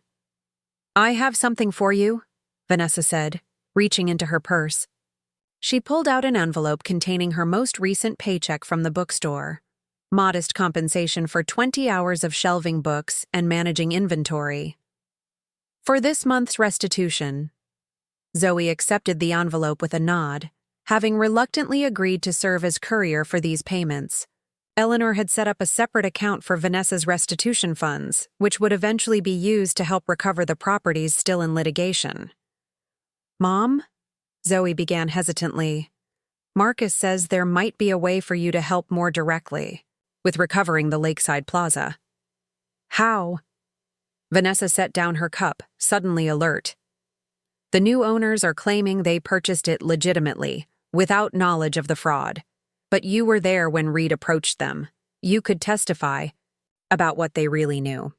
The proposition hung between them, an opportunity for Vanessa to take a more active role in repairing the damage she had helped cause, but also a public admission of her role in the scheme. I'll do it, Vanessa said without hesitation. Whatever they need, whenever they need it. Back at the Victorian, a difficult family meeting convened in the library. Judith had arrived with concerning news. One of the third-party buyers who had purchased the Harrison Street apartments had filed a countersuit against Eleanor, claiming business defamation and demanding significant damages. They're arguing that your fraud claims are damaging their reputation and business interests, Judith explained, spreading legal documents across the desk. It's a pressure tactic designed to force us into settlement. Can they do that? Marcus asked, reviewing the filing with growing concern. Unfortunately, yes. They're a development corporation with deep pockets and a team of aggressive attorneys. Judith removed her reading glasses with a sigh. They know litigation could drag on for years, depleting Eleanor's resources. What are our options? Eleanor asked, her business acumen cutting straight to the practical question. Judith presented the latest settlement offer from the Harrison Street buyers. They'll return the property for 70% of their purchase price, plus legal fees. It's not ideal, but it would resolve one major dispute immediately. Marcus ran the numbers on his tablet, frowning at the results. That's nearly $1. $2 million we'd need to pay them, for property that was never legitimately sold in the first place. Where would that money come from? Eleanor voiced the question they'd been avoiding. We could liquidate your investment portfolio, Marcus suggested reluctantly, but that would significantly impact your retirement security. Or we could leverage the properties we've recovered, Judith added. Take out new mortgages to pay the settlement. Eleanor, who had spent decades building debt-free holdings, balked at the thought. Thomas and I never leveraged our properties. It was our cardinal rule. Own everything outright. Never be at the mercy of lenders. This isn't a normal situation, Mom, Marcus said gently. Sometimes rebuilding requires new approaches. The weight of these decisions was momentarily lifted by an unexpected community response. Harriet Simmons, in her quest for redemption, had organized a fundraiser ostensibly for elder justice awareness, but transparently meant to help with Eleanor's legal expenses. Nearly $30,000, Harriet announced proudly the following afternoon, presenting the check at Eleanor's door. Behind her, several members of the neighborhood association stood on the porch, a visible show of support. The entire community wanted to contribute. Though the amount wouldn't solve their largest financial challenges, the gesture touched Eleanor deeply. "I never expected this kind of support." "Your family built this town, Eleanor," Harriet replied, her usual social butterfly persona subdued by sincerity. "Thomas funded the library expansion. You led the downtown revival when businesses were fleeing to the mall. People haven't forgotten that." After the neighbors departed, Eleanor sat with the check in the garden, reflecting on how communities, like individuals, contained the capacity for both betrayal and tremendous loyalty. The roses Thomas had planted decades ago still bloomed around her, persistent in their beauty despite changing conditions. There was a lesson there, she thought. As summer bloomed in Lakeside Haven, Marcus presented Eleanor with a comprehensive proposal for reorganizing Winters' real estate. The dining room table disappeared beneath blueprints, organizational charts, and financial projections as he outlined his vision. "I've set up a family trust with both of us as trustees," he explained, pointing to a diagram detailing the proposed structure. "Any financial decisions would require dual authentication. No single person could transfer properties or access accounts unilaterally." Eleanor studied her son's proposal with growing admiration. His business expertise, combined with hard lessons learned from the Bennett scheme, had created a structure with multiple layers of oversight and protection. "This complex trust arrangement," she noted, "it's similar to what the Harrington family implemented after their embezzlement scandal." Marcus nodded, pleased she'd recognized the influence. "With some modifications specific to our situation, I consulted with their CFO." He flipped to another page. "I've also integrated digital safeguards, biometric verification for all transfers. Above a certain threshold, automated alerts for unusual account activity." "This is impressive work," Eleanor acknowledged, noting the careful attention to detail, the protective mechanisms that would have prevented Vanessa and Bennett's scheme entirely. "Implementing it would require overhauls to our accounting systems, new banking relationships, legal restructuring," Marcus continued, then paused, meeting his mother's gaze directly. "And it would require my continued involvement. Your life is in Seattle." "I'm moving back, Mom, permanently." Marcus set down his pen, the decision clearly already made. "I've listed my condo and started transitioning my clients to my partners." "Because you feel guilty?" Eleanor challenged, unwilling to accept such a life-altering decision if made from obligation rather than choice. "Because I belong here," he replied simply. "I've spent 15 years running from this family, from Dad's legacy, from responsibilities I wasn't ready to face.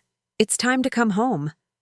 Eleanor studied her son's face, seeing both Thomas's features and her own determination reflected back at her.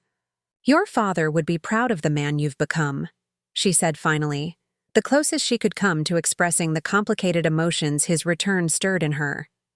Marcus smiled, the tension between them easing. "He'd be prouder of how you've handled all this. Most people would have collapsed under the weight of such betrayal." "Winters don't collapse," Eleanor replied with the family motto Thomas had often repeated during difficult times. "We rebuild." At Lakeside Haven High School, the summer enrichment program culminated in a student exhibition held in the school's modern art gallery. Zoe's contribution dominated one wall, a powerful series of mixed media pieces depicting elder financial abuse through symbolic imagery. "It's called Hidden Predators," she explained to Eleanor as they stood before the central piece. A haunting image of hands passing documents across a shadowy tableau of property deeds and family photographs. Each piece represents a different aspect of exploitation: trust manipulation, isolation, document fraud. Eleanor studied her granddaughter's sophisticated work with growing admiration. The technical skill was impressive, but more striking was the emotional maturity evident in each carefully composed piece. "For research, I interviewed Detective Okafor about other cases she's seen," Zoe continued. and I joined an online support group for families affected by elder fraud. There are so many stories like ours, Grandma. You've transformed something painful into something meaningful, Eleanor observed, noting how other exhibition visitors lingered before Zoe's display, reading the accompanying text with concerned expressions. That's what we're all doing, isn't it? Zoe observed with wisdom beyond her years. Taking what happened and building something new from it? Zoe's art teacher approached, clearly impressed with her students' work. The series has been selected for the statewide youth art competition on social issues, she informed them proudly. The judges were particularly moved by the educational component. This isn't just art, it's advocacy. Later that evening, as they drove home from the exhibition, Eleanor glanced at her granddaughter's profile in the passenger seat. "When did you become so grown up?" she asked softly. Zoe shrugged, gazing out the window at the summer twilight settling over Lakeside Haven. "I think maybe when I realized adults don't have everything figured out. That sometimes they're just as confused and scared as kids are." The simple truth of this observation stayed with Eleanor long after they returned home. She found herself in Thomas's study, now Marcus's workspace as well, looking through family photographs. Michael as a toddler, Marcus graduating college, Thomas on their 40th anniversary trip to Italy, the visible documentation of a life built on trust, now being reconstructed after that foundation had been shaken. As Reed Bennett's trial date approached, Eleanor received a letter forwarded by Detective Okafor. The envelope bore no return address, but the contents revealed its source immediately. A handwritten note from a woman in Westbrook County, another victim who had lost her home to one of Bennett's schemes.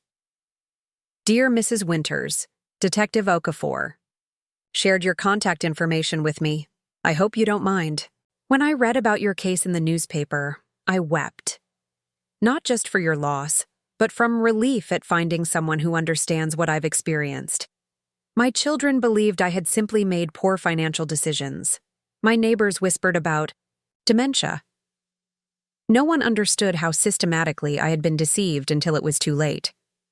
Would you consider meeting with me, perhaps with the other victims Detective Okafor mentioned? There is such isolation in this experience, such shame. Knowing we are not alone might be the first step in healing. With hope and respect, Margaret Townsend." After reading the letter, Eleanor sat in Thomas's study for a long time, contemplating the broader implications of her family's ordeal. Her phone rang, Detective Okafor calling with news that two more victims wanted to meet her, to learn how she had fought back successfully. "They need guidance, Mrs. Winters," the detective explained. "Someone who understands what they're experiencing. The legal system isn't designed to provide the emotional support victims need during these cases." As Eleanor considered this unexpected call to advocacy, a certified letter arrived from the county courthouse. She opened it with the careful precision that had become habitual since Bennett's attempted theft of her documents. The judge had ruled in their favor on the Lakeside Plaza dispute, citing the backdated power of attorney as definitive evidence of fraud. The property would be returned without settlement payment, a crucial victory that stabilized Eleanor's financial future and validated their meticulous approach to the legal battle. Eleanor called Marcus immediately, then Judith. When the initial celebration subsided, she returned to the garden that had always been her place of reflection. The roses Thomas had planted decades ago bloomed around her, their beauty unchanged by the human dramas that had unfolded in their presence. Sometimes reconstruction arrived in unexpected forms, she realized, not just in recovering what was lost, but in discovering new purpose from the ashes of betrayal. She thought of the letter from Margaret Townsend, of Detective Okafor's suggestion, of Zoe's art transformed into advocacy. Perhaps this was Thomas's final gift to her. Not just the material legacy they had built together, but the opportunity to create meaning from its near destruction, to build something entirely new that might help others navigate their own painful journeys through betrayal and recovery. As twilight settled over Lakeside Haven, Eleanor made her decision. She would contact Margaret Townsend and the other victims. Together, they might create something the predators of the world never anticipated. A network of survivors turning vulnerability into strength, isolation into community, victimhood into advocacy. The Winters family had always rebuilt after setbacks. This time would be no different, except perhaps in building something more significant than property or wealth, something that even Reed Bennett, with all his cunning, could never take away. The morning sun filtered through the ancient oaks of Lakeside Haven, casting dappled light across Eleanor Winters' garden. Pink and white roses climbed trellises Thomas had built decades ago, their blooms particularly abundant this year, as if nature itself celebrated renewal. Crystal glasses clinked gently as caterers arranged tables beneath white canopies, preparing for the afternoon gathering that would mark both an ending and a beginning. 1 year had passed since the night Eleanor had confronted Reed Bennett in her office. 1 year of legal battles, emotional reconciliations, and painstaking reconstruction of what had nearly been lost. And today, the final piece would officially return to its rightful place. Eleanor stood at her bedroom window, watching the preparations below. At 73, she had never expected to begin again, to forge something completely new from the remnants of betrayal. Yet here she was, hosting a celebration that would have seemed impossible in those dark days after Bennett's arrest. A soft knock at the door interrupted her thoughts. "Come in," she called, turning to find Marcus standing in the doorway, a legal envelope in his hand. "It just arrived by courier," he said, his expression confirming what Eleanor already knew. "The Harrison Street property has been legally returned to Winters Real Estate. The judge's final order is enclosed." Eleanor accepted the envelope, her fingers tracing the embossed seal of the county court. With this document, the last of her stolen properties had been recovered, a process that had taken countless hours of legal strategizing, court appearances, and dogged persistence by her expanded family team. "Have you told the others?" she asked, carefully removing the formal judgment that reversed the fraudulent transfer. "Not yet. I thought you should be the first to know." Marcus leaned against the door frame, his once perpetually rushed demeanor replaced by the calm presence he had developed over the past year. "It's over, Mom. We won." "Not without cost," Eleanor replied, thinking of the legal fees, the emotional toll, the permanent fractures in some relationships. "But yes, I suppose we did win." Outside, she spotted Victor directing the landscaping crew in placing potted hydrangeas around the garden perimeter. Judith's car pulled into the driveway, followed closely by Detective Okafor's department SUV. And from the guest cottage, where she now lived part-time when visiting from her first year at college, Zoe emerged carrying a large portfolio case, likely containing the award-winning art series that had become the visual emblem of their family's journey. "Shall we go down?" Marcus asked. "Everyone will start arriving soon." Eleanor nodded, setting the legal document on her dressing table. There would be time for filing and formal documentation later. Today was about something more important than paperwork. "Has your sister arrived?" she asked, straightening her linen jacket. Marcus's expression softened. "Vanessa is helping set up the foundation display. She's been there since 7 this morning, making sure everything is perfect." The mention of her daughter-in-law still triggered complicated emotions for Eleanor. 14 months into recovery, Vanessa had maintained sobriety, made consistent restitution payments, and gradually earned a restricted place back in family gatherings. The journey toward trust remained incomplete, fragile, marked by boundaries that might never fully dissolve. "Good," Eleanor said simply. "Let's not keep our guests waiting." By noon, the garden hummed with conversation and cautious laughter. Nearly 50 people had gathered: family members, legal allies, neighborhood supporters, and a special group seated near the rose garden. 7 elderly victims of similar financial schemes, now part of Eleanor's newly formed Elder Justice Alliance. Margaret Townsend, the first victim to contact Eleanor after reading about her case, greeted her with a warm embrace. At 82, Margaret had lost her family home to one of Bennett's previous schemes, but had recently regained ownership through legal strategies pioneered by Judith and Eleanor's team. "I never thought I'd see my house again," Margaret confided, her eyes bright with unshed tears. "When the judge ruled in my favor last month, I felt like I could finally breathe after holding my breath for 2 years." "It's what today is about," Eleanor replied, squeezing the older woman's hand. "Reclaiming what was taken, not just property, but dignity and justice." Across the lawn, Judith Chen was engaged in animated conversation with Detective Okafor and the district attorney. Their professional alliance had evolved from Eleanor's case into a specialized task force targeting elder fraud across the county. Bennett's prosecution had exposed weaknesses in existing protections for elderly property owners, gaps they were now working to close through both law enforcement and legislative channels. Bennett himself remained in state prison, serving the first year of a 12-year sentence. His guilty plea had spared the victims the ordeal of a public trial, though Eleanor had been prepared to testify if necessary. In his statement to the court, Bennett had expressed remorse that sounded rehearsed to Eleanor's ears. A final performance from a man whose entire career had been built on convincing falsehoods. Eleanor made her way through the gathering, accepting congratulations and well wishes with gracious nods. Near the refreshment table, she found Harriet Simmons directing younger neighborhood association members in distributing champagne flutes. "Everything is going beautifully, Eleanor," Harriet gushed, her floral perfume mingling with the garden's natural fragrances. "And I've collected 3 more signatures for the petition supporting the new Elder Protection Ordinance. The City Council won't be able to ignore us now. Thank you, Harriet."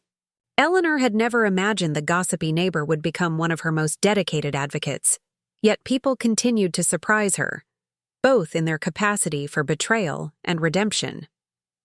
A ripple of interest passed through the gathering as Marcus stepped onto the small raised platform near the garden's center. He tapped a glass gently, calling for attention. "If I could have everyone's focus for a moment," he began, his voice carrying across the lawn. "Today we celebrate not just the recovery of property, but the creation of something new from a painful experience."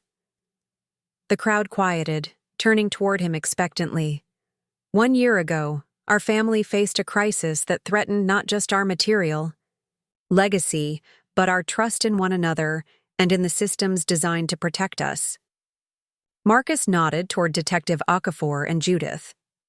"Through the dedicated efforts of law enforcement, legal advocates, and community support, we recovered what was stolen. But we gained something equally valuable: a mission." He gestured towards Sao, a display table where brochures and information packets were arranged beside a banner reading, "Winters Elder Justice Foundation." Today marks the official launch of our foundation, dedicated to supporting victims of elder financial abuse and advocating for stronger protections. Marcus smiled at Eleanor. "My mother has transformed personal tragedy into public service, leveraging our family's experience to help others navigate similar challenges." Applause scattered through the audience, causing Eleanor's cheeks to warm slightly. Taking this private family trauma public had not been an easy decision, but the letters from other victims, the statistics Detective Okafor had shared about unreported cases, had convinced her that silence served only the perpetrators. "We have secured initial funding for legal assistance grants, community education programs, and a support network for victims and their families," Marcus continued. "And we're pleased to announce that Zoe Winters' award-winning art series, Hidden Predators, will be exhibited in the State Capitol building next month as part of our awareness campaign." Zoe stepped forward, her posture confident despite the attention. At 17, she carried herself with a poise beyond her years, the traumatic events of the past year having accelerated her journey toward adulthood. "Art can communicate, we taught." Eleanor unwrapped the package carefully, revealing a familiar leather-bound volume, Thomas's journal from the year they had founded Winters Real Estate. She had noticed its absence months ago, but assumed it had been misplaced during the office. Renovation. I took it before everything happened, Vanessa admitted, her gaze steady despite obvious discomfort. I was looking for information about property values, ownership structures, anything that might help with the scheme. But I found myself reading his thoughts instead, his hopes for the family legacy. Eleanor's fingers traced the worn leather cover, remembering Thomas writing in it each evening during that pivotal year, documenting their struggles and triumphs as they built their business from nothing. His words stayed with me, even as I continued with the plan, Vanessa continued quietly. He wrote about family being the true wealth, about building something that would shelter generations. I convinced myself I was too far committed to turn back, but his voice haunted me. Eleanor's throat tightened with unexpected emotion. Thomas's presence in their lives had remained powerful even after his death, his values continuing to influence family members in ways she hadn't fully appreciated. "Thank you for returning this," she said finally, tucking the journal carefully into her pocket. Thomas would be pleased to know his words had impact, even if they couldn't prevent what happened. Vanessa nodded, accepting the measured response without pushing for more. Her recovery program had taught her that amends weren't about receiving forgiveness, but about taking responsibility regardless of outcome. "The foundation website looks wonderful," Eleanor added, changing the subject to more neutral territory.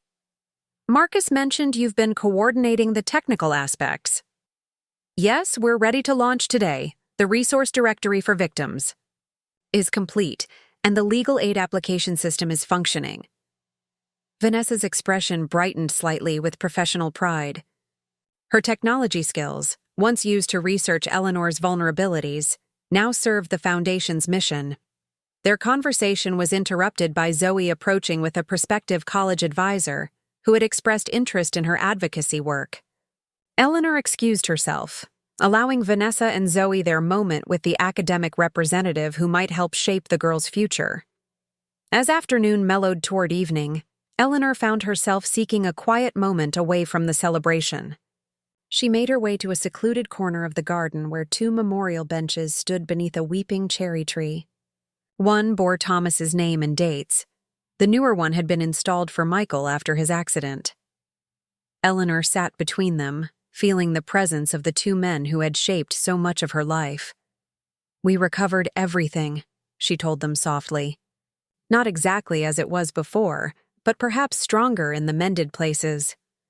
"Talking to ghosts again?" Marcus's gentle voice came from behind her. He approached, carrying 2 glasses of champagne, and offered one to his mother. "Just updating your father and brother," Eleanor replied with a small smile. "They'd want to know how the story ended." Marcus settled beside her on Thomas's bench. "Is it ending? Feels more like a new chapter beginning." "Perhaps you're right." Eleanor sipped her champagne, appreciating the moment of quiet connection with her surviving son. "Have you told everyone your news yet? About staying permanently?" "Not officially, though I think most people have guessed." Marcus gazed across the garden where guests continued to mingle. "The condo in Seattle sold last week. I'm officially a Lakeside Haven resident again." "And your business partners accepted your departure?" "They bought out my share of the firm. The terms were favorable." His expression turned reflective. "I never expected to find fulfillment in coming home, in carrying forward what Dad built. I spent so many years running from it."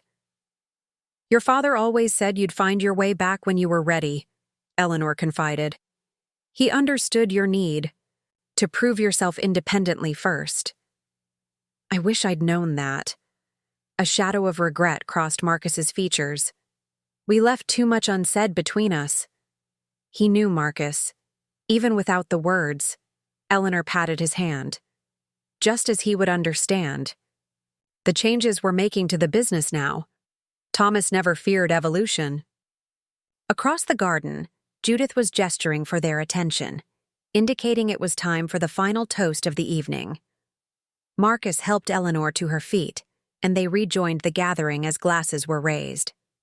To recovery and renewal, Judith offered, her voice carrying across the assembled guests, and to Eleanor Winters, whose resilience turned victimhood into advocacy. To Eleanor, the group echoed, glasses clinking in the golden late afternoon light. As evening approached and guests began departing, Eleanor found herself walking the garden paths with Victor, who had overseen the estate's grounds for over 20 years. The gardener moved more slowly these days, his arthritis evident in the careful way he navigated the stone walkways, but his knowledge of every plant and tree remained encyclopedic. "The East Garden has never looked better," Eleanor commented, admiring the perennial borders she and Victor had redesigned after Thomas's death. "Those new hydrangea varieties are spectacular." "They'll be even more impressive next year," Victor replied. "Plants need time to establish themselves fully. After transplanting, they're still finding their strength." The metaphor wasn't lost on Eleanor, rather like families after disruption. Victor nodded, his weathered face creasing into a knowing smile. "I've watched this family bend without breaking, Mrs. Winters. Not everyone manages that." They paused near a newly installed bench overlooking the pond Thomas had created for their 30th anniversary. A family of ducks glided across the water's surface, ripples spreading outward from their passage. "Did I ever tell you about my conversation with Thomas just before he died?" Victor asked, his tone suggesting the question was not casual reminiscence. "I don't believe you did." Eleanor turned toward him with interest. "He called me to his study about a week before he passed, said he wanted to talk about the garden's future." Victor's gaze remained on the pond as he spoke. "But what he really wanted to discuss was you, how I might help watch over you after he was gone." Eleanor felt a familiar ache at the reminder of Thomas's final days, when he had methodically prepared for a future he wouldn't share. "He made me promise to be honest with you, even when it might be easier to agree or remain silent." Victor's voice carried quiet dignity. "That's why I spoke up about Bennett from the beginning. I saw the predator behind the polished facade." "I should have heeded your warning sooner," Eleanor acknowledged. "Perhaps, but you found your way to the truth eventually." Victor turned to face her directly. "Thomas would be proud of what you've built from this ordeal, not just recovering property, but creating purpose." The simple assessment from this taciturn man who had known Thomas so well brought unexpected tears to Eleanor's eyes. "Thank you, Victor, for keeping your promise to him." They continued their circuit of the garden in companionable silence until reaching the main house, where Zoe waited on the porch with her portfolio and a barely contained excitement. "Grandma, Professor Levine from the Art Institute wants to include my series in a traveling exhibition on social advocacy." The words tumbled out in a rush of teenage enthusiasm. It would tour 5 major cities next year. "That's wonderful, Zoe." Eleanor embraced her granddaughter, marveling at how confidently she now spoke about her work. "Your grandfather would have been so proud of how you've used your talent." "I've been thinking about that," Zoe said, her expression turning thoughtful. "About Grandpa Thomas and Dad, and what they would think of everything that's happened." They moved inside to the library, where remnants of the day's celebration, empty glasses, discarded napkins, floral arrangements beginning to droop slightly, awaited tomorrow's cleaning. "I remember Dad telling me once that the true measure of a family isn't how they handle success, but how they face adversity together," Zoe continued, setting her portfolio carefully on Thomas's old desk. "I didn't understand what he meant then." "And now," Eleanor prompted, "now I think about how we all changed this year, how you became an advocate instead of just a victim, how Mom is working to make amends, even knowing some damage can't be undone, how Uncle Marcus came home." Zoe's perceptiveness, always her defining quality, had matured into genuine wisdom. "We're not the same family we were before, But maybe we're the family we were meant to become. Eleanor considered this perspective, finding unexpected comfort in it. Perhaps there was a larger design at work, one that transformed even betrayal into opportunity for growth and service. As evening settled over the Victorian mansion, the remaining family members gathered in the renovated dining room. The space, that had served as their war room during the legal battles, had been restored to its original purpose, though with subtle changes. New artwork selected by Zoe, a more modern lighting fixture Marcus had installed, fresh paint in a warmer tone than before. Judith joined them for a simple dinner, bringing news that the district attorney's office had created a specialized elder fraud unit inspired by their case. They've already identified 3 new schemes targeting seniors in neighboring counties, she reported. Your foundation's educational materials are being distributed as prevention resources. The conversation flowed easily around the table, touching on foundation plans, Zoe's upcoming college applications, community projects Eleanor was considering. Vanessa, present but quieter than the others, contributed when addressed directly, but maintained the careful restraint that characterized her interactions with the family. After dinner, while Judith and Marcus discussed legal strategies for the foundation's advocacy work, Eleanor took a moment to step into Thomas's study, now primarily Marcus's workspace, though Thomas's presence remained in the books lining the shelves, the antique desk he had treasured, the family photographs arranged on side tables. Eleanor opened the bottom drawer of the desk and removed a leather portfolio Judith had delivered earlier that day, revised estate documents reflecting the structural changes they had implemented to protect against future exploitation. The Winters' family legacy now rested within a sophisticated trust arrangement, requiring multiple levels of verification for significant transactions. But Eleanor had made one additional change, unknown to the others until now. Taking a deep breath, she returned to the dining room where her abbreviated family continued their discussions. I have something I'd like to share with all of you, she announced, causing conversation to cease as they turned attentive faces toward her. Eleanor opened the portfolio, removing the document on top. I've completed revisions to my estate plan, with Judith's guidance. The changes include safeguards against the kind of exploitation we experienced last year. Marcus nodded, having been involved in many of these discussions. The multi-authentication requirements for property transfers. Yes, along with other protections. Eleanor hesitated, then continued with determined clarity. But I've made another decision I wanted to share directly. She looked at each of them in turn. Marcus, her once distant son, now fully committed to the family legacy. Zoe, her talented granddaughter who had found her voice through adversity. Judith, her loyal friend who had stood steadfast through crisis. And finally, Vanessa, whose betrayal had nearly destroyed everything, yet whose subsequent journey through recovery had demanded its own form of courage. The foundation will receive 30% of my estate upon my death, Eleanor explained, ensuring its work continues regardless of who leads it in the future. This announcement was expected. They had discussed the foundation's long-term funding extensively. But what came next surprised even Judith. I've also included provisions for Vanessa, Eleanor continued, her voice steady. Conditional upon continued sobriety and participation. In recovery, she will receive a modest income from a restricted trust, administered by independent trustees. Vanessa's head snapped up, shock evident in her expression. Eleanor, you don't need to. It's not a gesture of forgiveness, Eleanor clarified, wanting no misunderstanding. It's recognition that addiction affected your judgment, and that your continued recovery serves our family's well-being, particularly Zoe's. The practical compassion behind this decision, not erasing consequences but acknowledging complexity, reflected Eleanor's evolution over the past year. Justice and mercy could coexist, however imperfectly. Thank you, Vanessa said simply, understanding the significant gesture for what it was.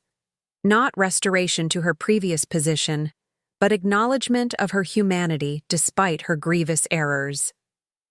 The moment passed without further discussion, each person absorbing its implications privately. Eleanor had not consulted them about this decision, understanding it was hers alone to make. As the evening concluded, the family dispersed to their separate spaces. Marcus to the guest house that had become his permanent residence, Zoe to her room filled with art supplies and college brochures, Vanessa to her small apartment above, the detached garage where she stayed when visiting for foundation work. Eleanor found herself alone in the garden once more, moonlight silvering the roses Thomas had planted decades ago. The property had been in the Winters family for 3 generations, weathering economic downturns, family disagreements, and now an attempt at outright theft. Yet it remained, adapted but essentially intact, much like the family itself. From her pocket, Eleanor removed a small notepad and pen. She had developed a habit over the past year of writing letters to Thomas and Michael, a private ritual of connection with those she had lost. Tonight's letter would complete a cycle, marking the anniversary of discovery with an accounting of all that had changed. My dear Thomas, today we recovered the last piece of what was nearly taken from us. The Harrison Street property is officially returned to family ownership, though perhaps returned isn't quite right. Nothing is exactly as it was before. You would hardly recognize your old office now. Zoe convinced me to paint it blue, like your eyes. Marcus has taken over your desk, though he's added all manner of electronic devices you would have found bewildering. The garden has new varieties you never planted, and the business operates through methods you never imagined.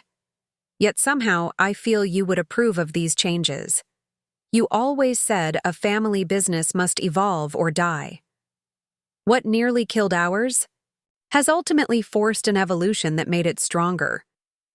The foundation launches officially tomorrow.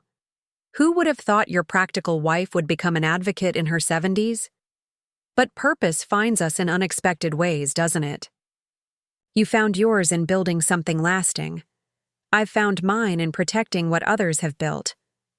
Marcus has come home permanently, bringing skills that complement rather than replicate yours. He's found his place within the legacy without losing his independence. I think you always knew he would. Zoe grows more remarkable each day, using her art to speak truths most people prefer to ignore. She has your courage and Michael's creativity, a powerful combination. And Vanessa, here I wish most for your counsel. I've tried to balance accountability with compassion, consequences with understanding. The path forward remains uncertain, but no longer poisoned by secrets. I miss you both every day. But I've learned that grief and growth can coexist, just as justice and mercy somehow find their equilibrium when we're brave enough to hold both. All my love, Eleanor. She folded the letter carefully and placed it in an envelope, then buried it beneath a fresh rosebush planted that morning, a ritual of release rather than clinging, of acknowledging the past while embracing the future it had unexpectedly created. As Eleanor made her way back toward the house, she paused to look at the Victorian mansion illuminated by moonlight. Still imposing, still beautiful, but no longer merely a repository of memories. It had become headquarters for a mission, shelter, for a reconfigured family, symbol of resilience rather than victimhood. 1 year ago, she had stood in her violated office, confronting a thief who had nearly stolen everything she and Thomas had built. Tonight, she stood in a garden renewed by spring, surrounded by a family transformed by crisis, but ultimately strengthened by its response to betrayal. The roses Thomas had planted continued to bloom, persistent in their beauty despite changing conditions. Eleanor Winters, like the flowers her husband had so carefully tended, had weathered her season of pruning and emerged more vibrant than before, diminished in some ways, perhaps, but flourishing in others that would have remained, dormant without adversity's unexpected catalyst. Tomorrow would bring new challenges, foundation responsibilities, ongoing advocacy work, the continuing delicate dance of family relationships in the aftermath of betrayal. But tonight, in the garden Thomas had created and she had preserved, Eleanor allowed herself a moment of hard-won peace, grateful for what remained and what had been unexpectedly gained. Some trusts, once broken, could never be fully restored. But others, forged in the crucible of painful truth, emerged stronger than those built on unexamined assumptions. The Winters family trust, both literal and figurative, had been tested, fractured and meticulously reconstructed with new awareness of both human frailty and resilience. As Eleanor turned toward the house, lights glowing warmly from within, she carried forward not just the legacy Thomas had entrusted to her, but a new one they could never have envisioned together. One that transformed private pain into public purpose, using their family's hardest lessons to light the way for others navigating similar darkness. It wasn't the future she had planned, but as Thomas had often reminded her during difficult business cycles, sometimes the most important journeys begin with unwelcome detours. The Winters family had found its way back to solid ground, changed by the journey, but ultimately guided by the values that had always defined them: resilience, adaptation, and the courage to rebuild from whatever remained. Up next, you've got 2 more standout stories right on your screen. If this one hit the mark, you won't want to pass. These up, just click and check them out. And don't forget to subscribe and turn on the notification bell so you don't miss any upload from us.